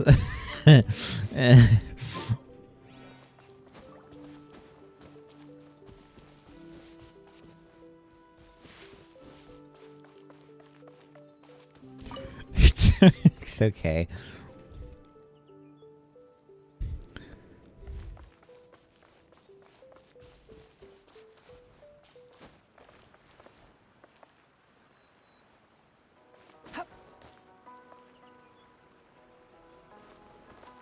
With his big mechanicals.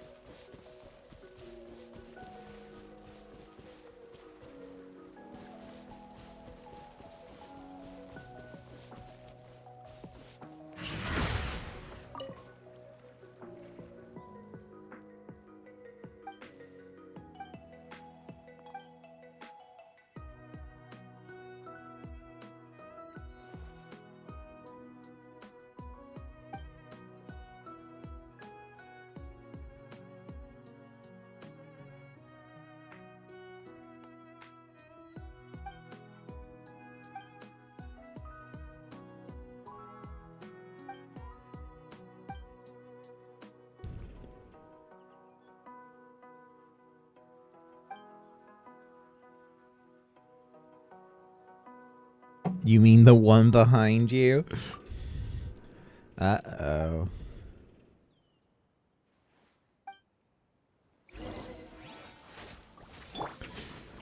Wow, she keeps getting attacked by them. Too late for regrets. Let's light it up! Squall and fury. They really don't like her.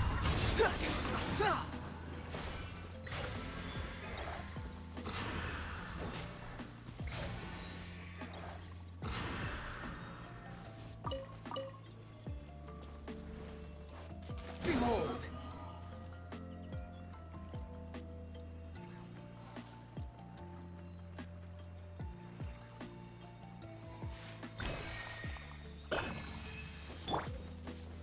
Gather.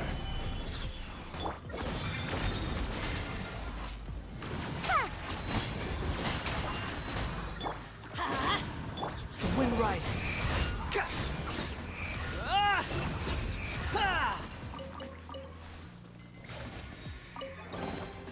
Take it and have fun.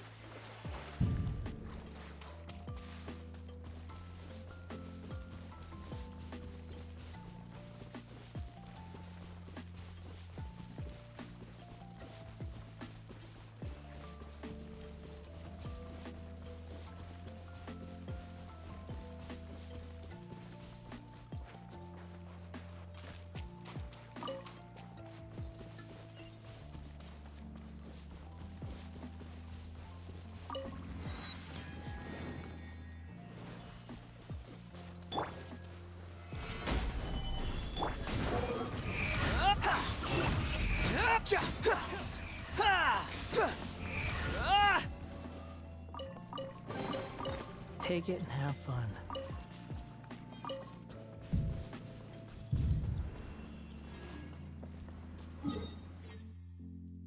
Oh, they want me to go over that way. Okay. Squall and fury.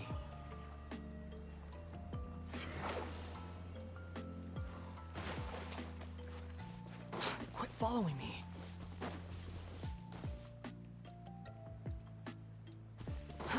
Too slow.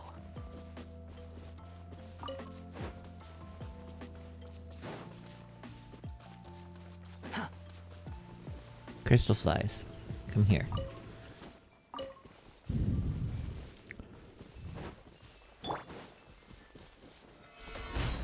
Order guide you.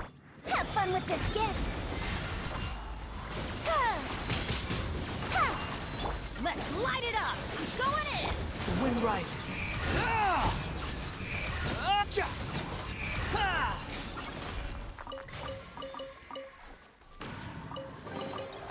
Unnecessary.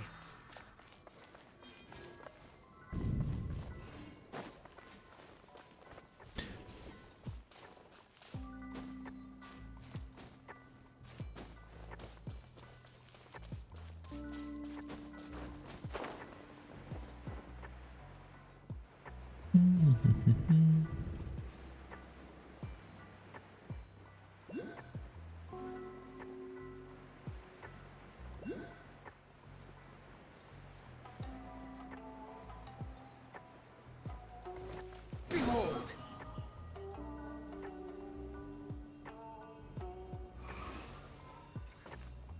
You hear Sinnoh music?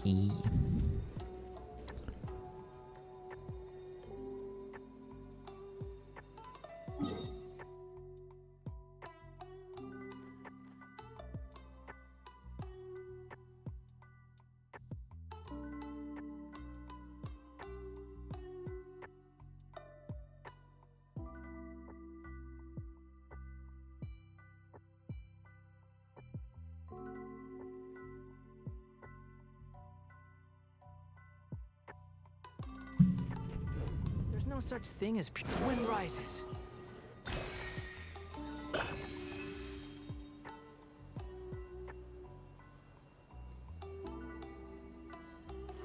Meow.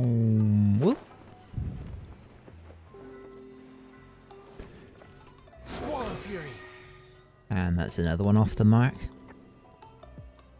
Boop. There we go.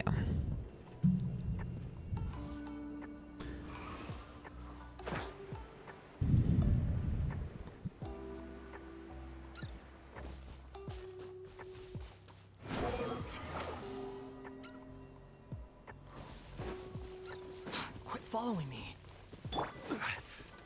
Stabilize! I will have order!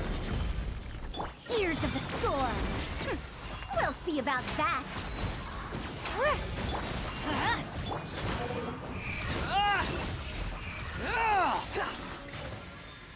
Upon the gale. Know your place. Whoops. Didn't mean to use the burst, but oh well. It's not like it's that important anyway. You even want this?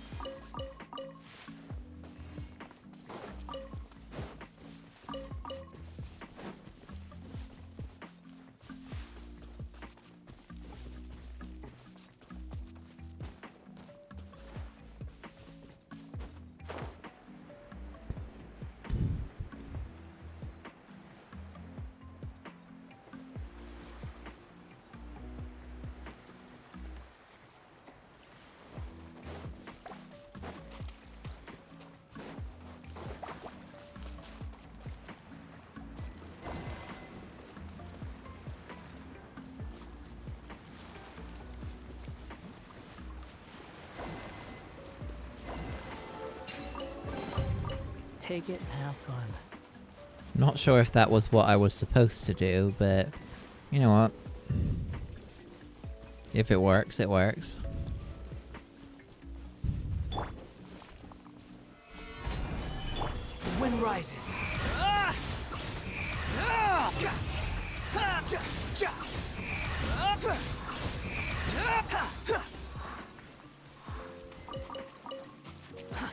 Too slow.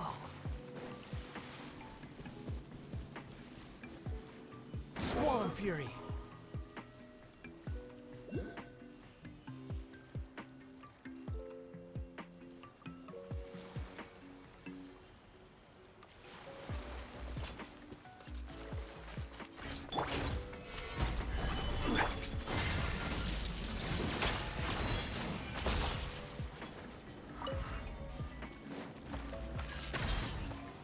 Behold.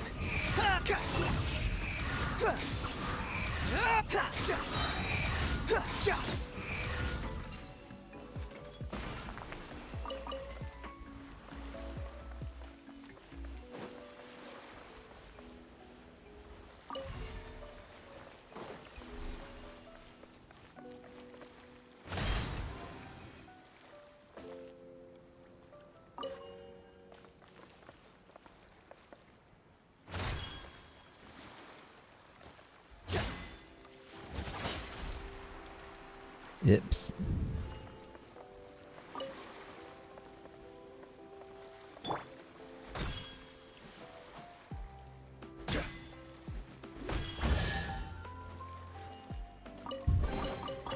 Unsolicited, and all the more.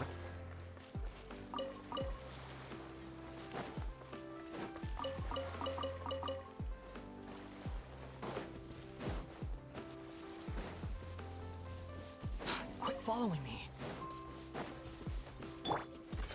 Gather! Truth repeats its course. Let's light it up!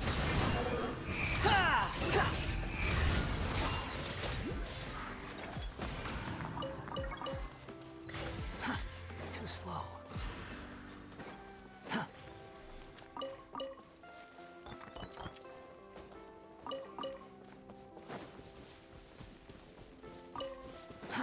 Too slow.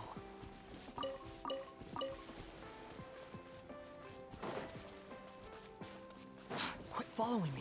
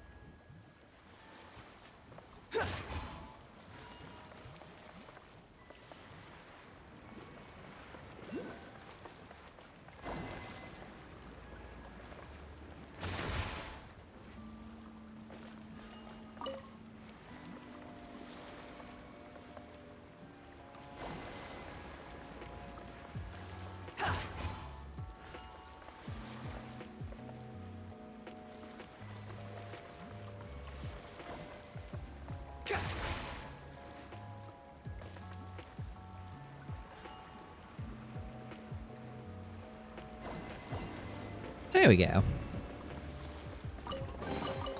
Huh. You even want this? Huh. Too slow.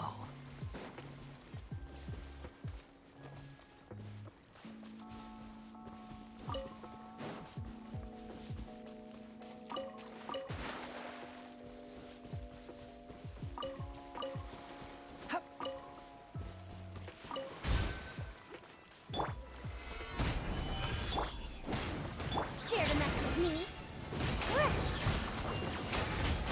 Squall Fury.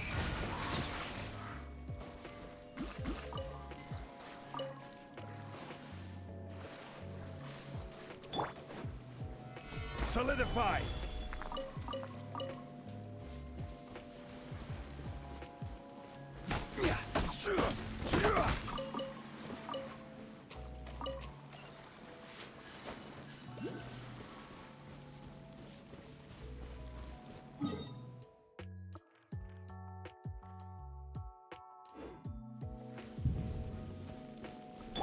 The wind rises.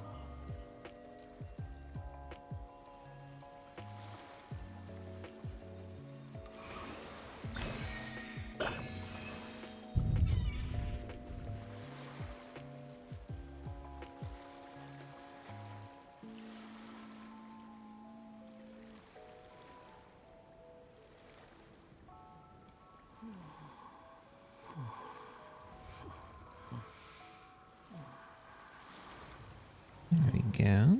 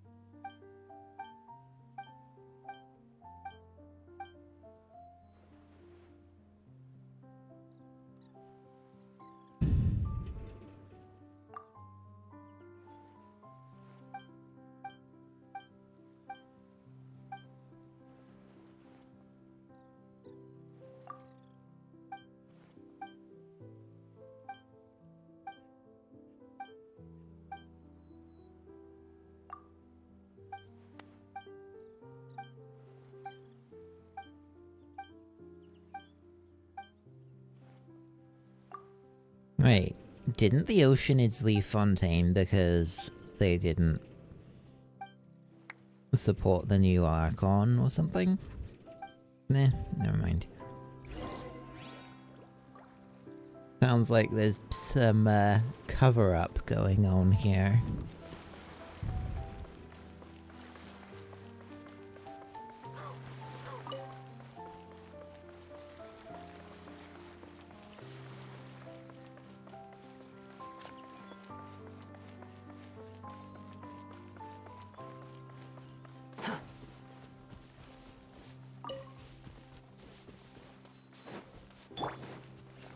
Please appreciate it. Have fun with this gift!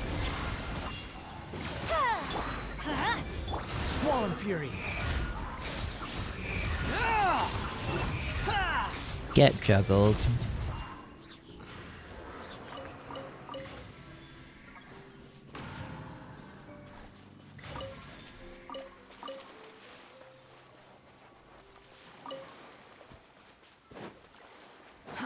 Too slow. Quit following me. Another rude luck. Stabilize. Truth repeats its course. Let's light it up! Behold.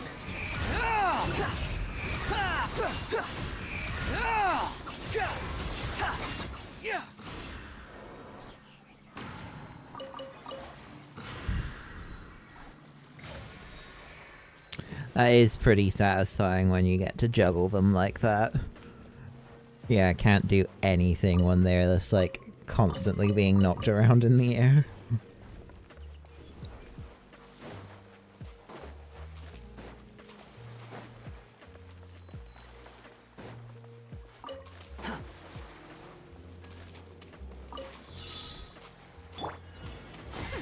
We'll see about that.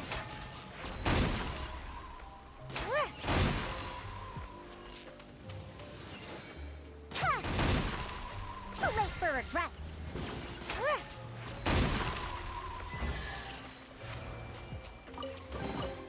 Hey, find that was worth the trip.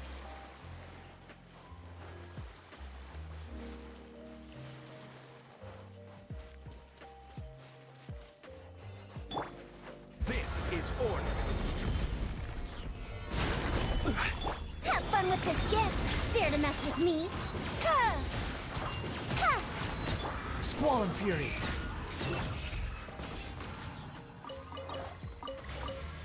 Quit following me.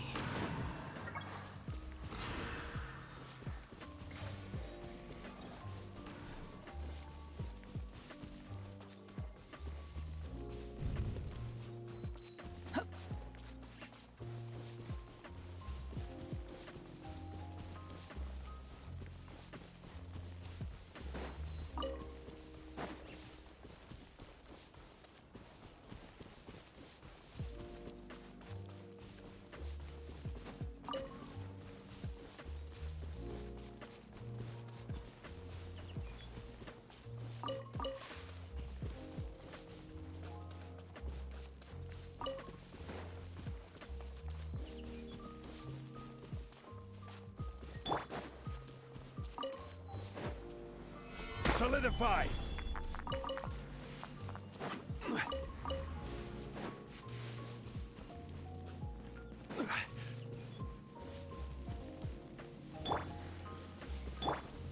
Crumble.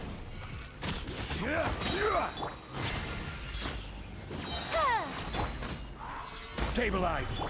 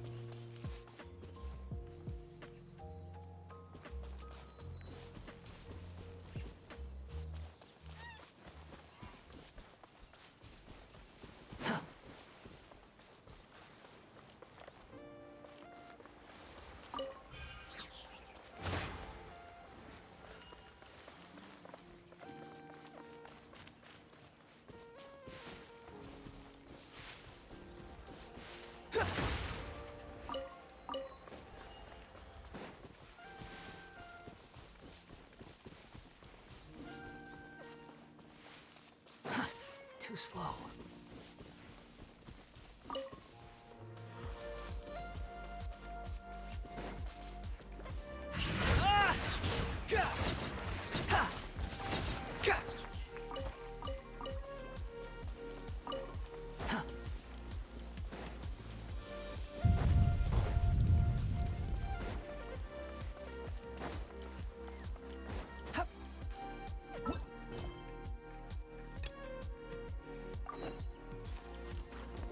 The wind rises.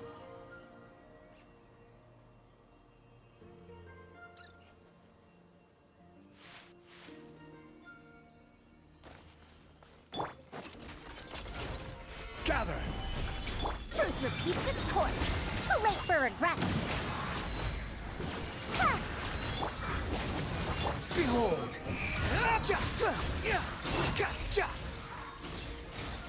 Upon the gale.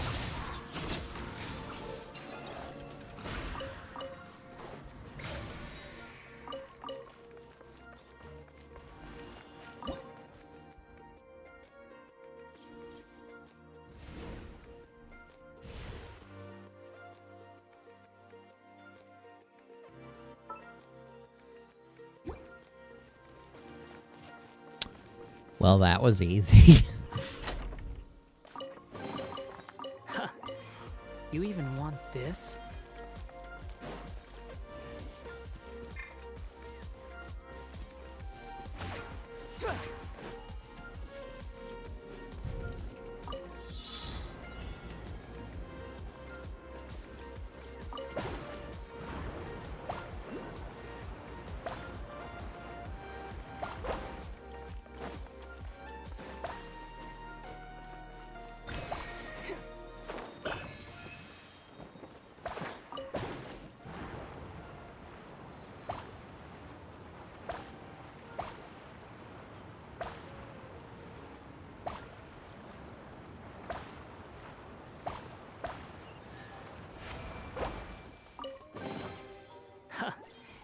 You even want...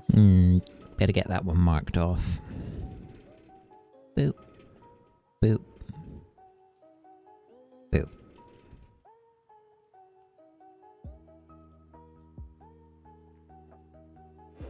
this?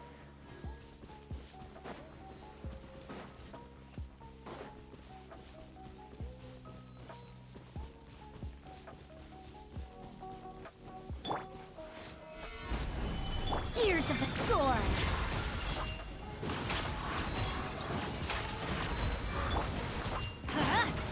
The wind rises. Unnecessary.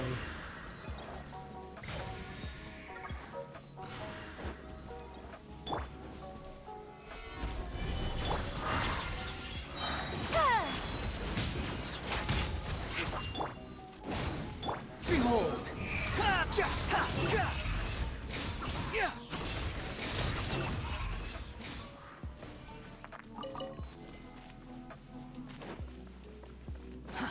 Too slow. Quit following me. Too slow.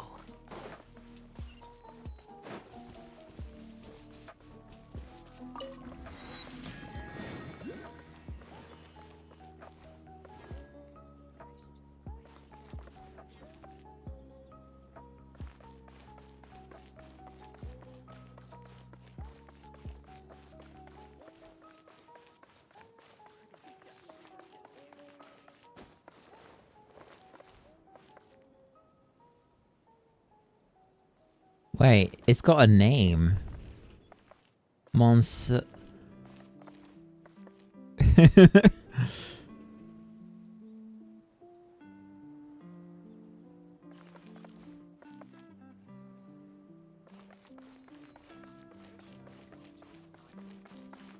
Squall Fury.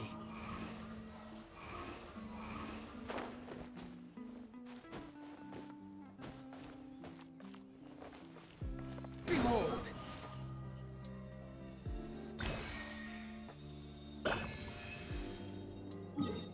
And once again, mark that off.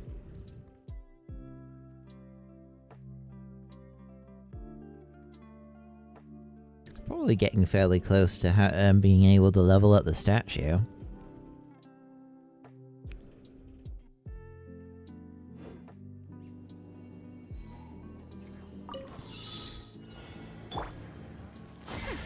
We'll see about that.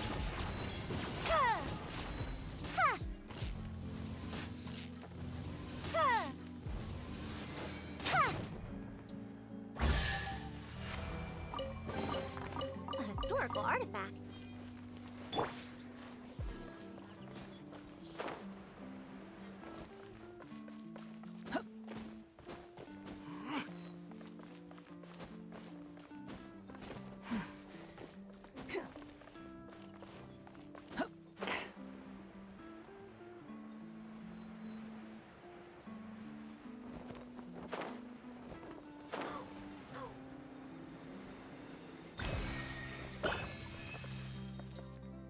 And another.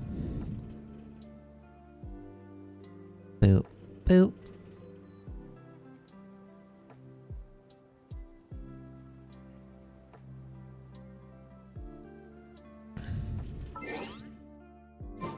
There's no need to exchange pleasantries. It's rather pathetic to force a conversation just to occupy silence.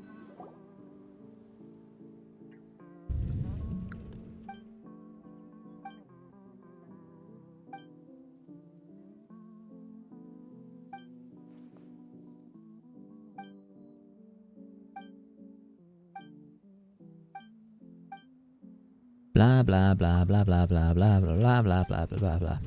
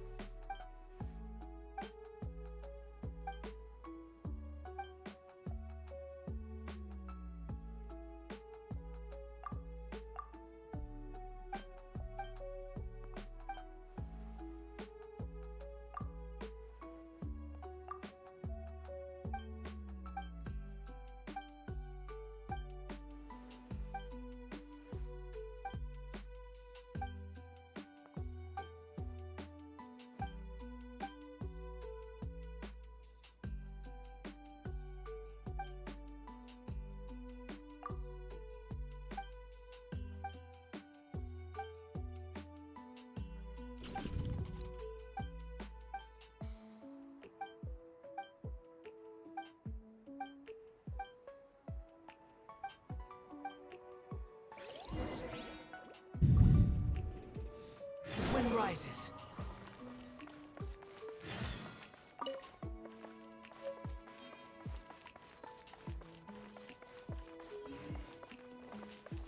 World Quest in the background. Yeah. That's basically me.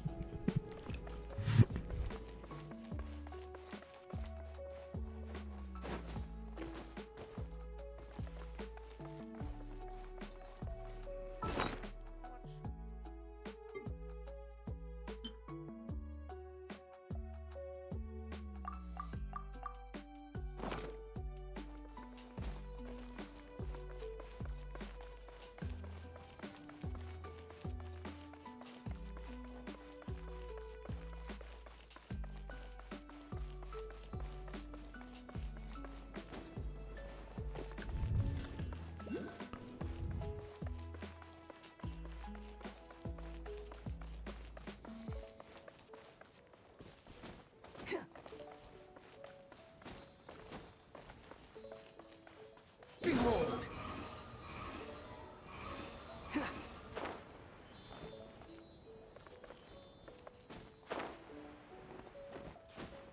The wind rises.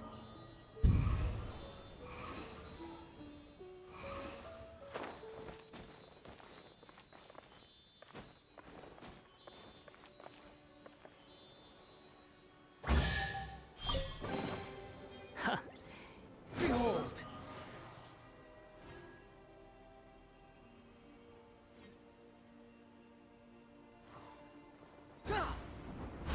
Ha.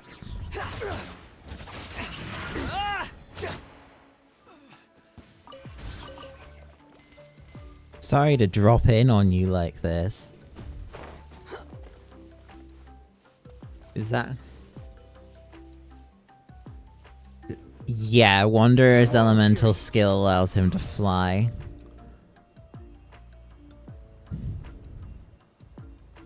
It also augments his normal and charged attacks.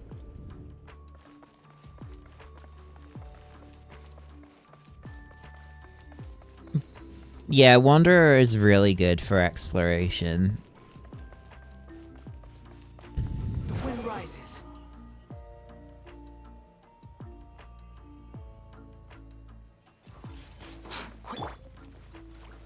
Solidify! Truth repeats its course. Too late for regrets. Behold!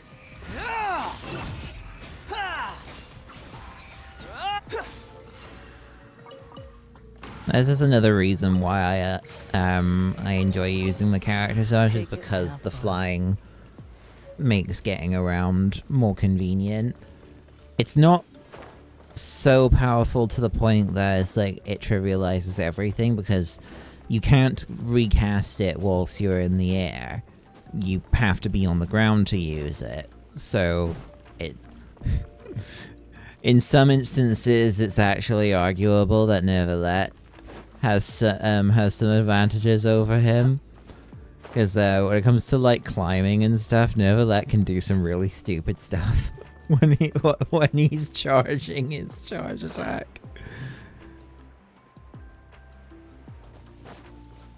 I might actually be able to demonstrate. Hold on.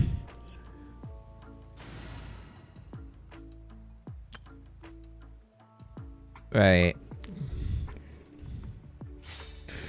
Okay, so you see this cliff here? I think this is steep enough that you'd have to be like... You get forced to climb it after a certain point. Or like... Let's see, when is it gonna force... Yeah, there you go. Get forced to climb it about here. Allow me to show you.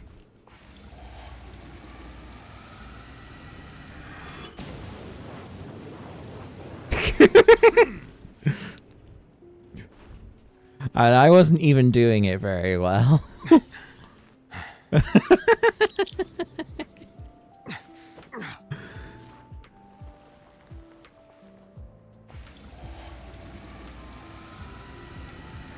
I think they might have tweaked it a bit. Just a smidge. Well, maybe I'm not doing it right.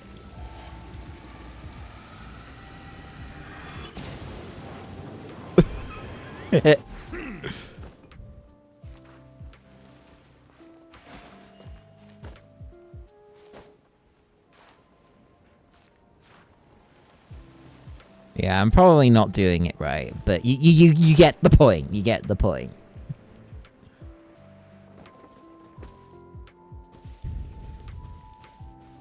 Reminds you of the scar. Yeah. Hey, fruit juice. Actually, maybe I can try it here and then.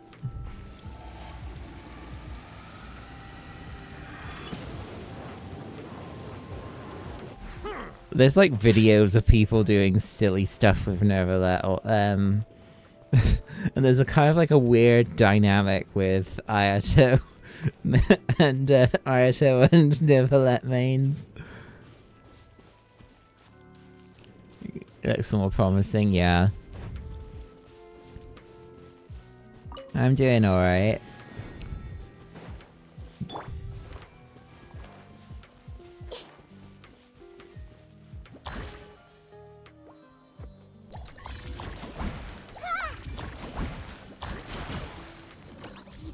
Uh-oh. Yeah, commit it to memory.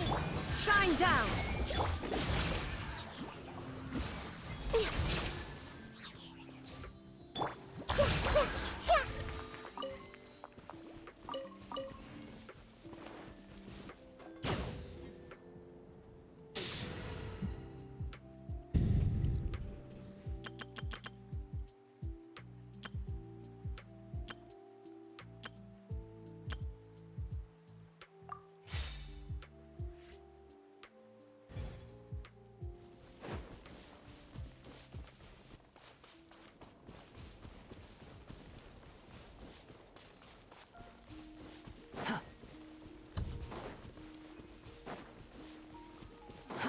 Too slow.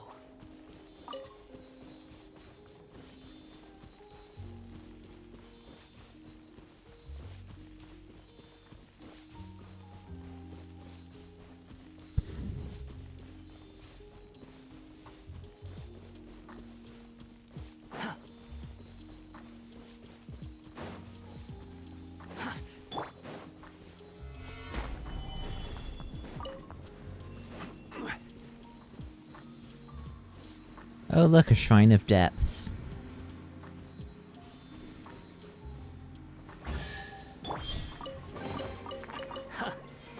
You even want this? Yes, give me my Primo Gems. Give me the Forbidden Rock candy.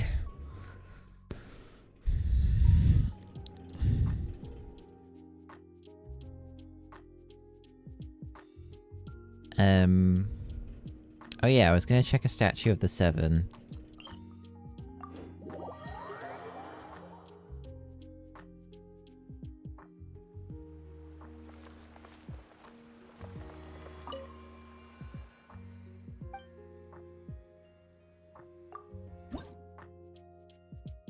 Yes, I can.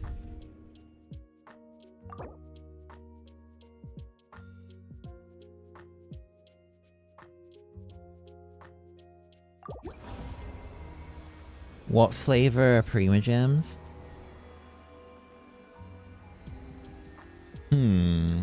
Let's think about this logically for a second. Well, based off of the way they look.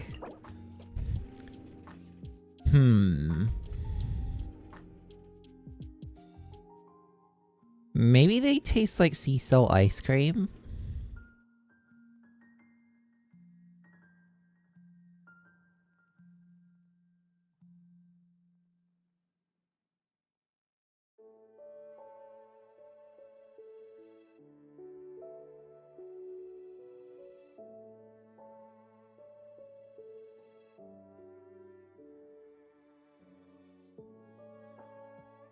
Cotton candy ice cream.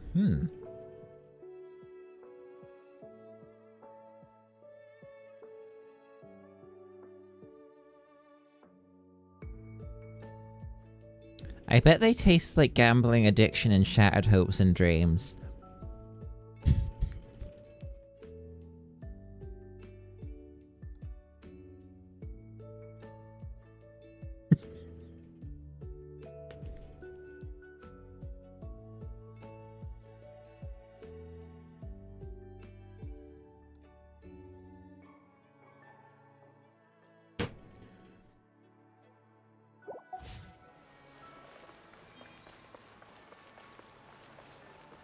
Oh yeah, I actually haven't unlocked the Hydro Element Traveler yet.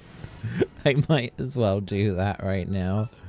Just for the sake of the achievement, and then immediately swap them back to Dendro. This world is full of unsolved mystery.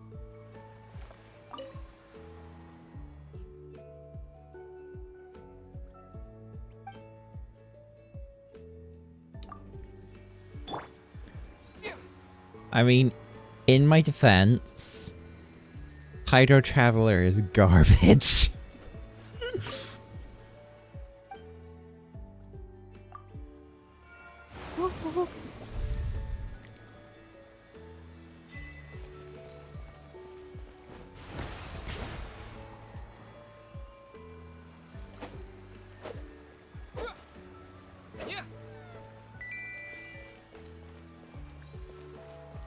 Oh, thank you for the follow, Alf. Pew pew pew pew pew pew pew pew pew pew pew pew pew pew pew.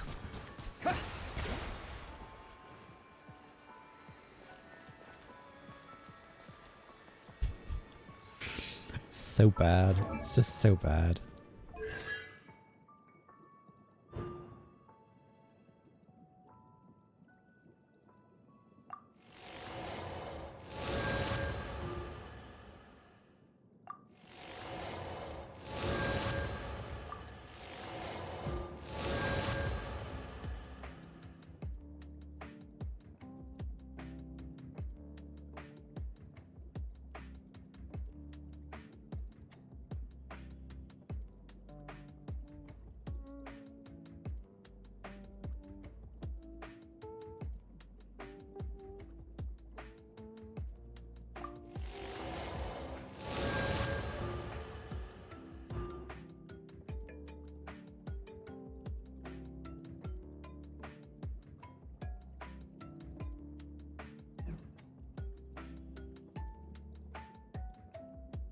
At least the constellations are free.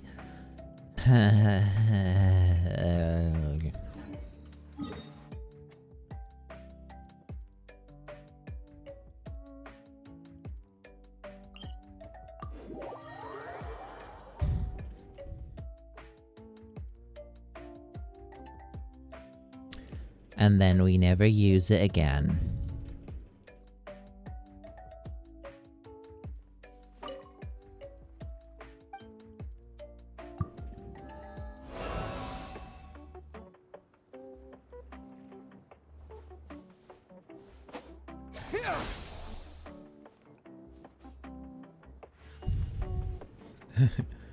Bye-bye, Hydro over there. Drop... yeah. Like, seriously, they are... Why did they make them so bad? I mean... I already know what the answer is to that.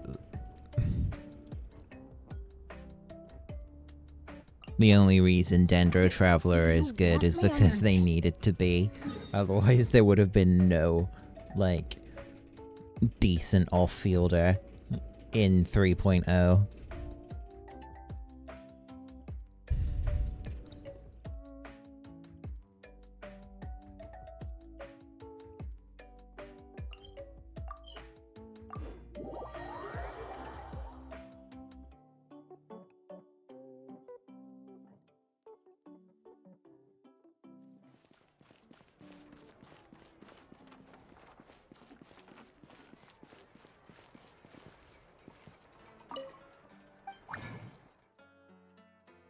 Pew pew, try aim.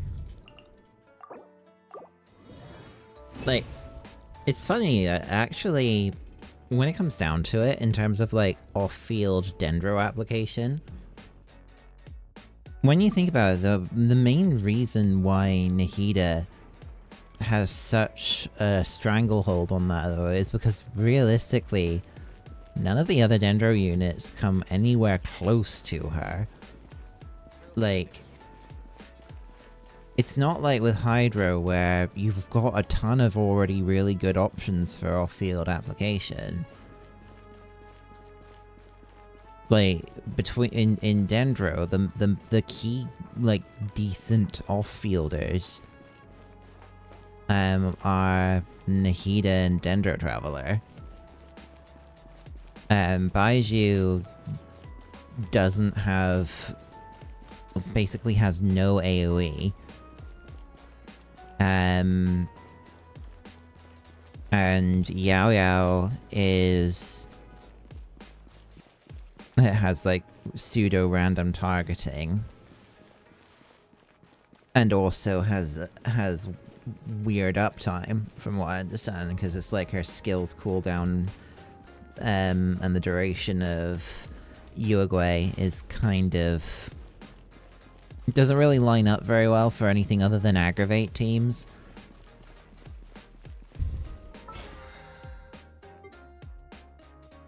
Like, yeah, like Baiju and Yao Yao are... their off-field is good enough for aggravate, but not really for bloom-based teams. So, yeah, like... I think if they had more decent off-field options, Nahida wouldn't feel as broken as she does right now. It's kind of like she is just the... she's got basically no real competition.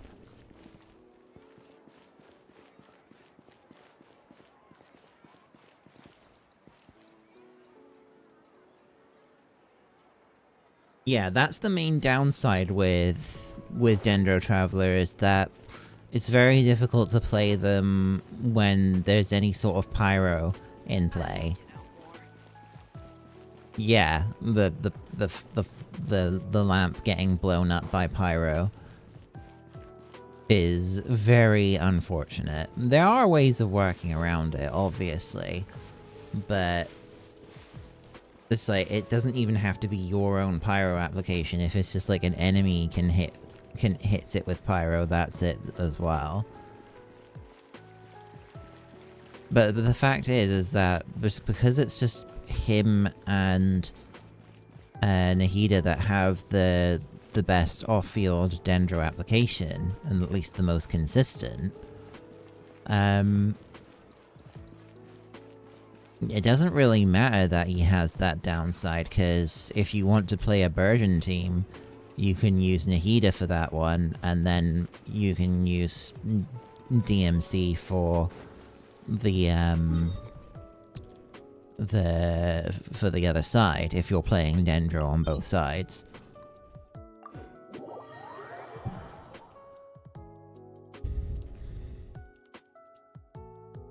I still think one of the funniest things to come out of Dendro reactions is the Thundering Furry team. Thundering Furry is so fucking funny.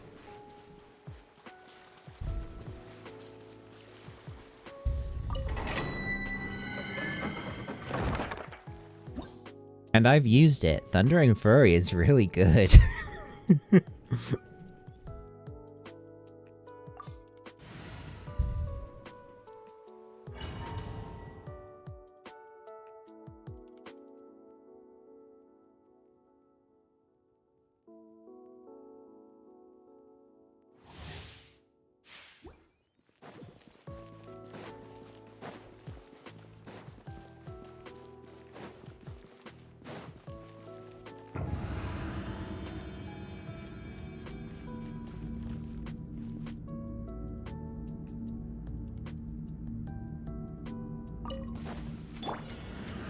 Stabilize! Have fun with this gift. Dare to mess with me? Ha! Ha! Let's light it up! Everybody stand! Unsightly insects! The wind rises. Ah! Ah! Ah! Ah! Ah! Ah! Gather! Too late for regret. Huh? Behold!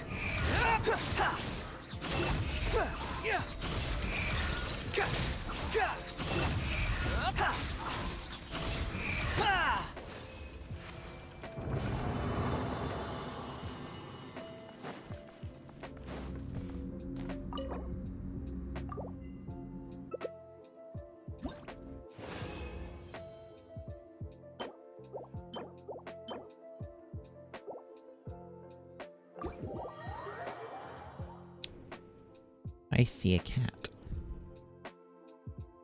Evie. Hello.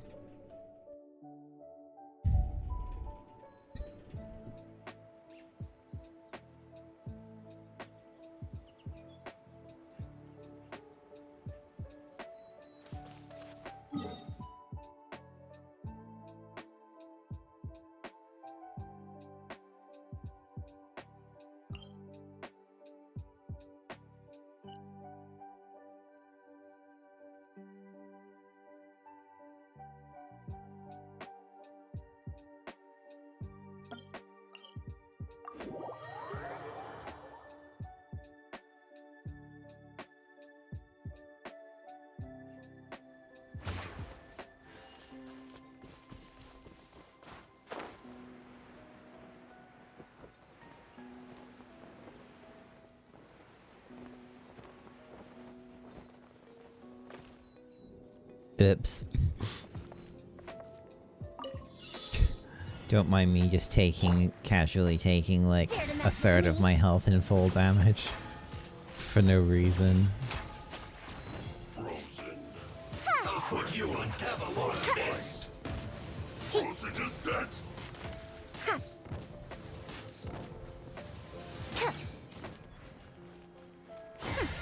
We'll see about that. Not going anywhere. Don't get in the way.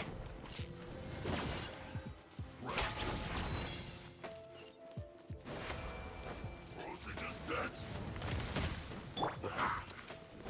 You need a hurry. Stabilize! Ears of the storm.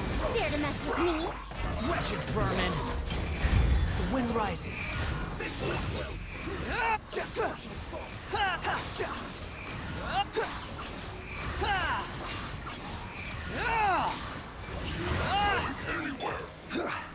Gather! Too late for regret.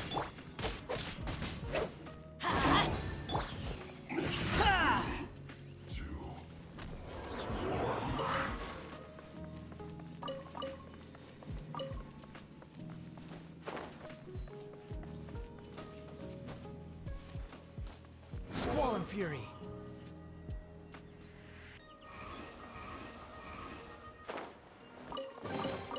Take it and have fun.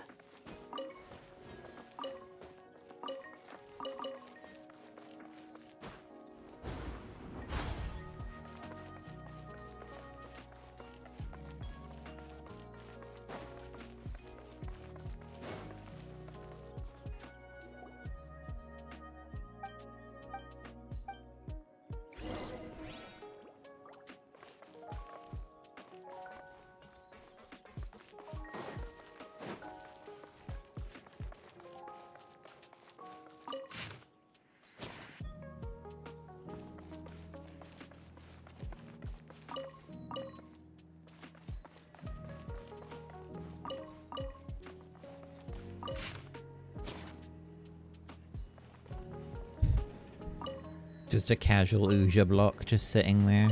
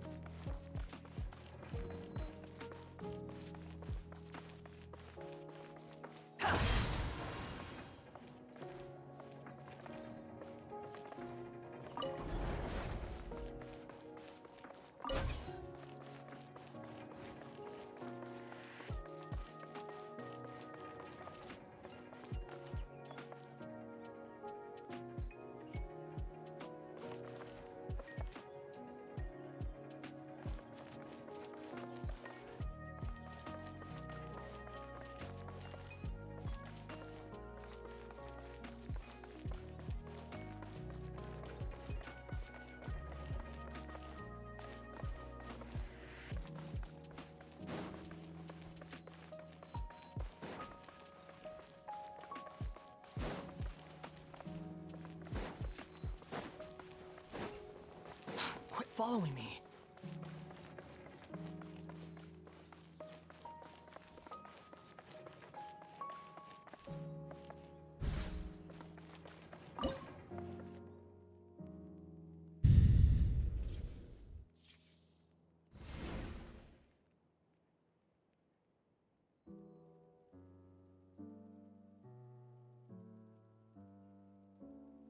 You think I've got a sharp tongue? I just tell it like it is. If someone can't handle it, maybe that's their problem.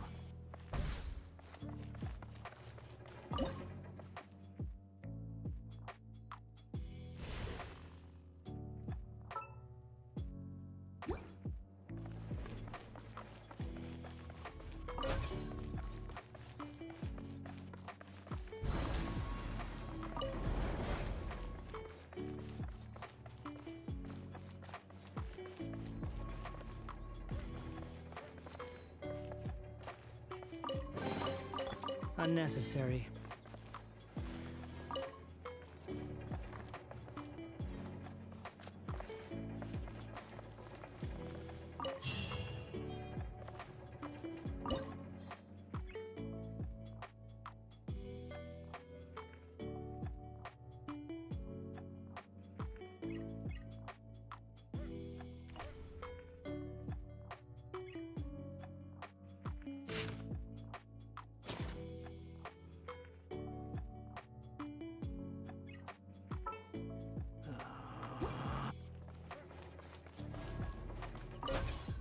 So I should be able to take this battery and go upstairs with it.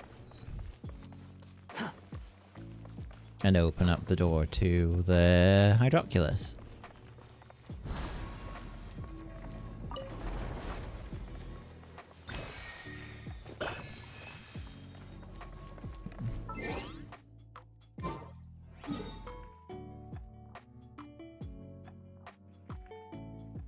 Get that one marked off.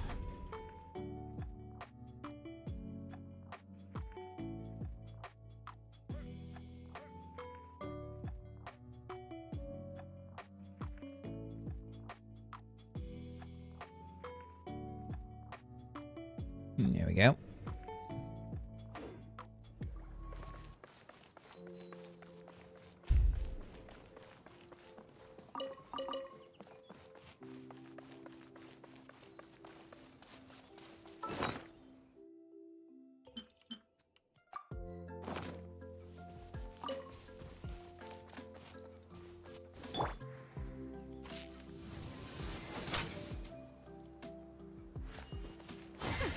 We'll see about that.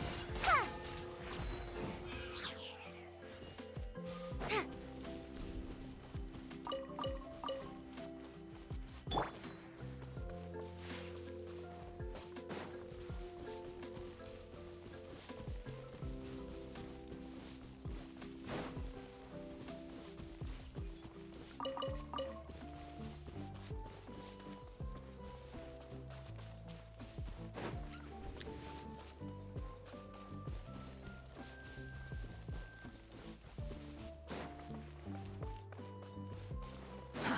Too slow.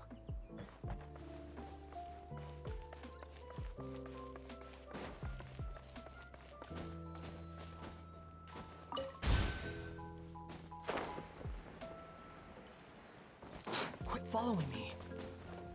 Huh. Stabilize!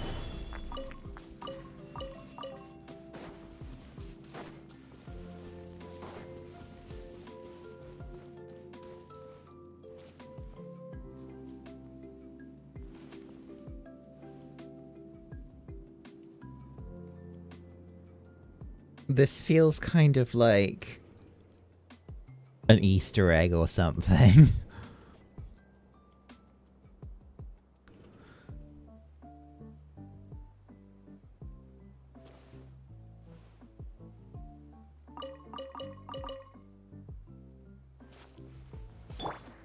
Dare to mess with me?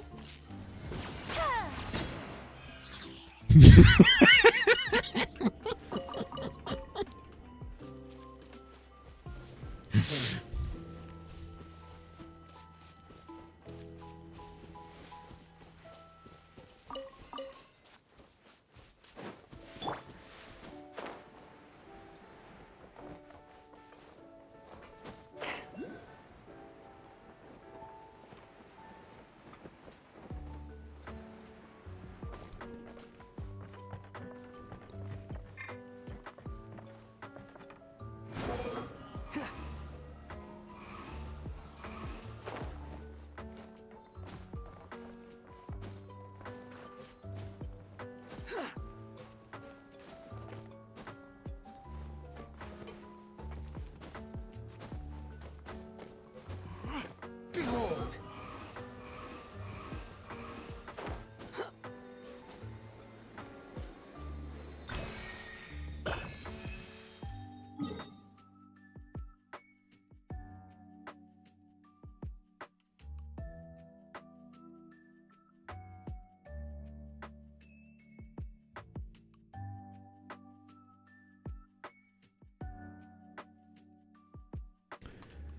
There's no such thing as pure freedom. Squall and fury.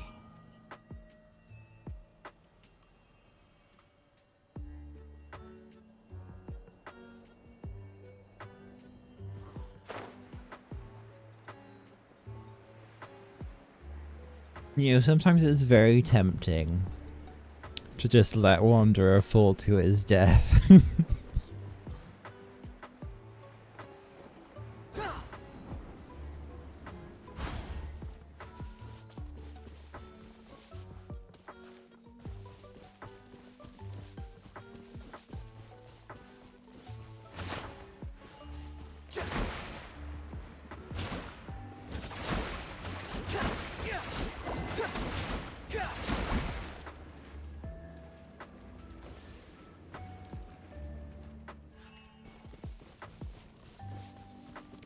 Wait, I think I know what I can do.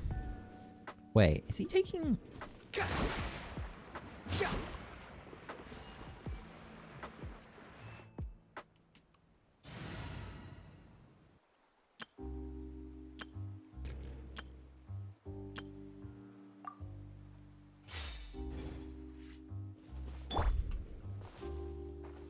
Damn it, Kazuo needs energy.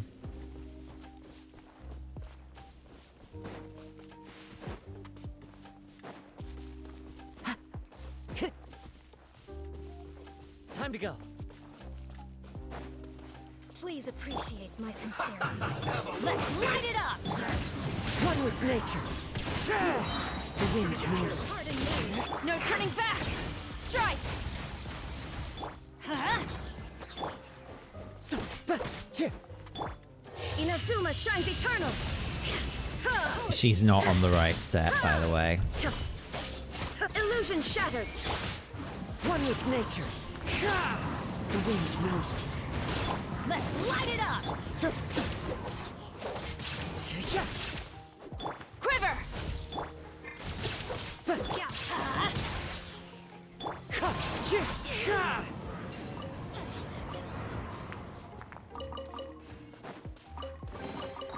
Brings a smile to my face. Time to go.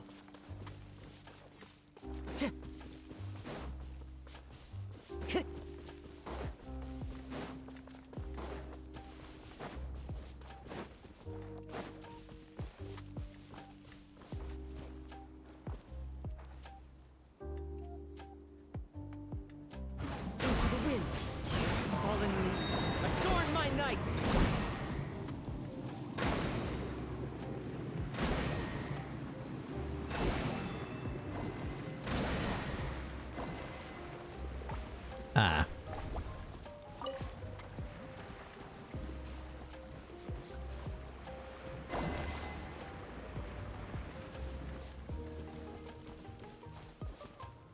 Wind strike.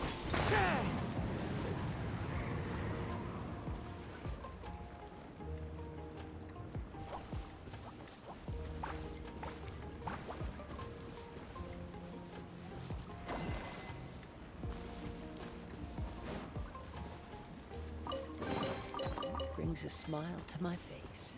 Time to go. I think it would have been funny if that actually worked, what I was thinking of doing. It probably would have. If I had used, like, more swirls.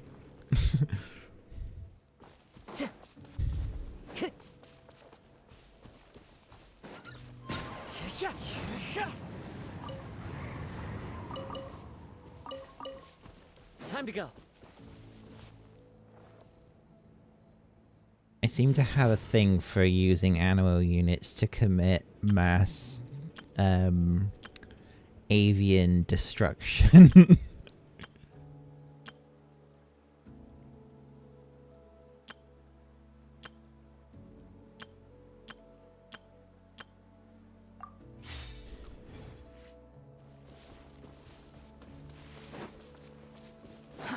Too slow. Too late for regret. Gotcha!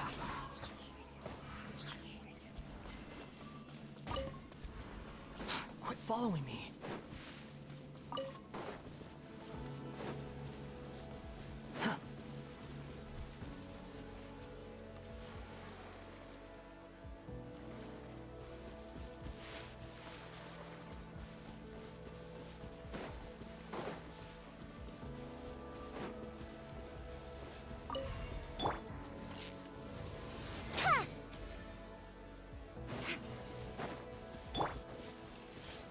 Solidify! Let's light it up! Teamwork is... Truth repeats its course. Dare to mess with me?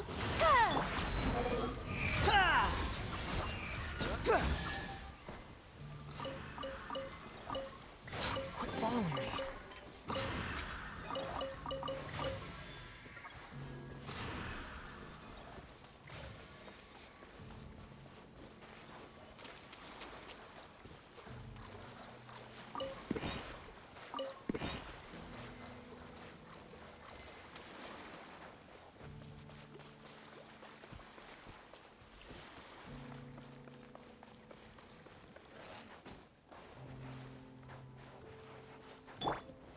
Gather!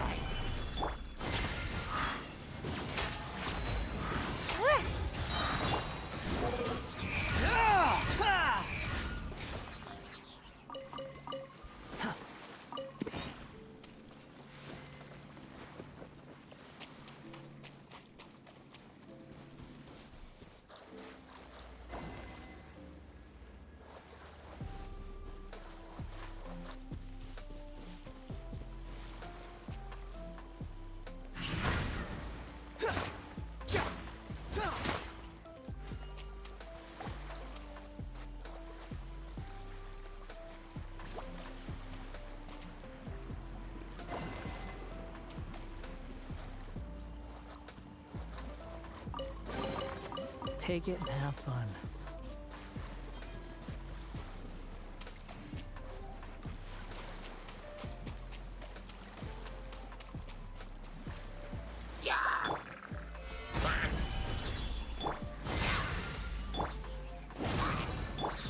The wind rises.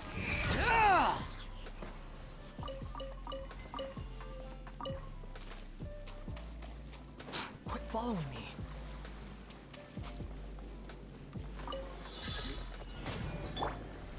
Solidify!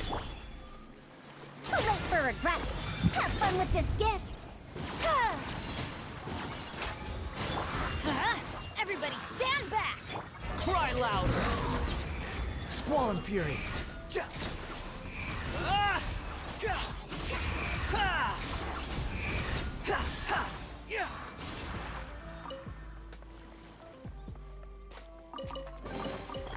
Unnecessary.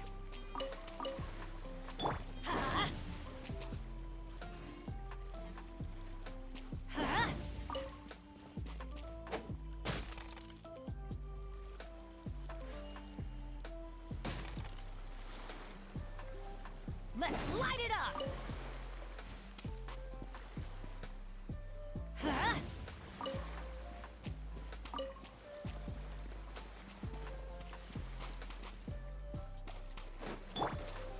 Stabilize!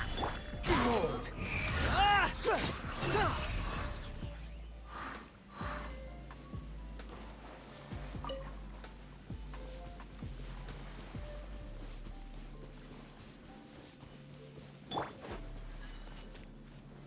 Gather! Truth repeats its course. Ha! Ha!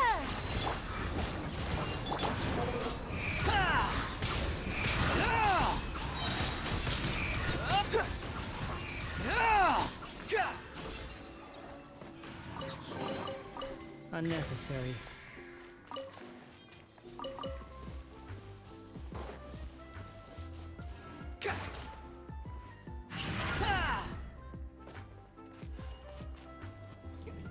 Alrighty, Icy, thanks for hanging out. Thanks again for the pet. I'm actually gonna call it a night here myself, as it's around the time I normally would.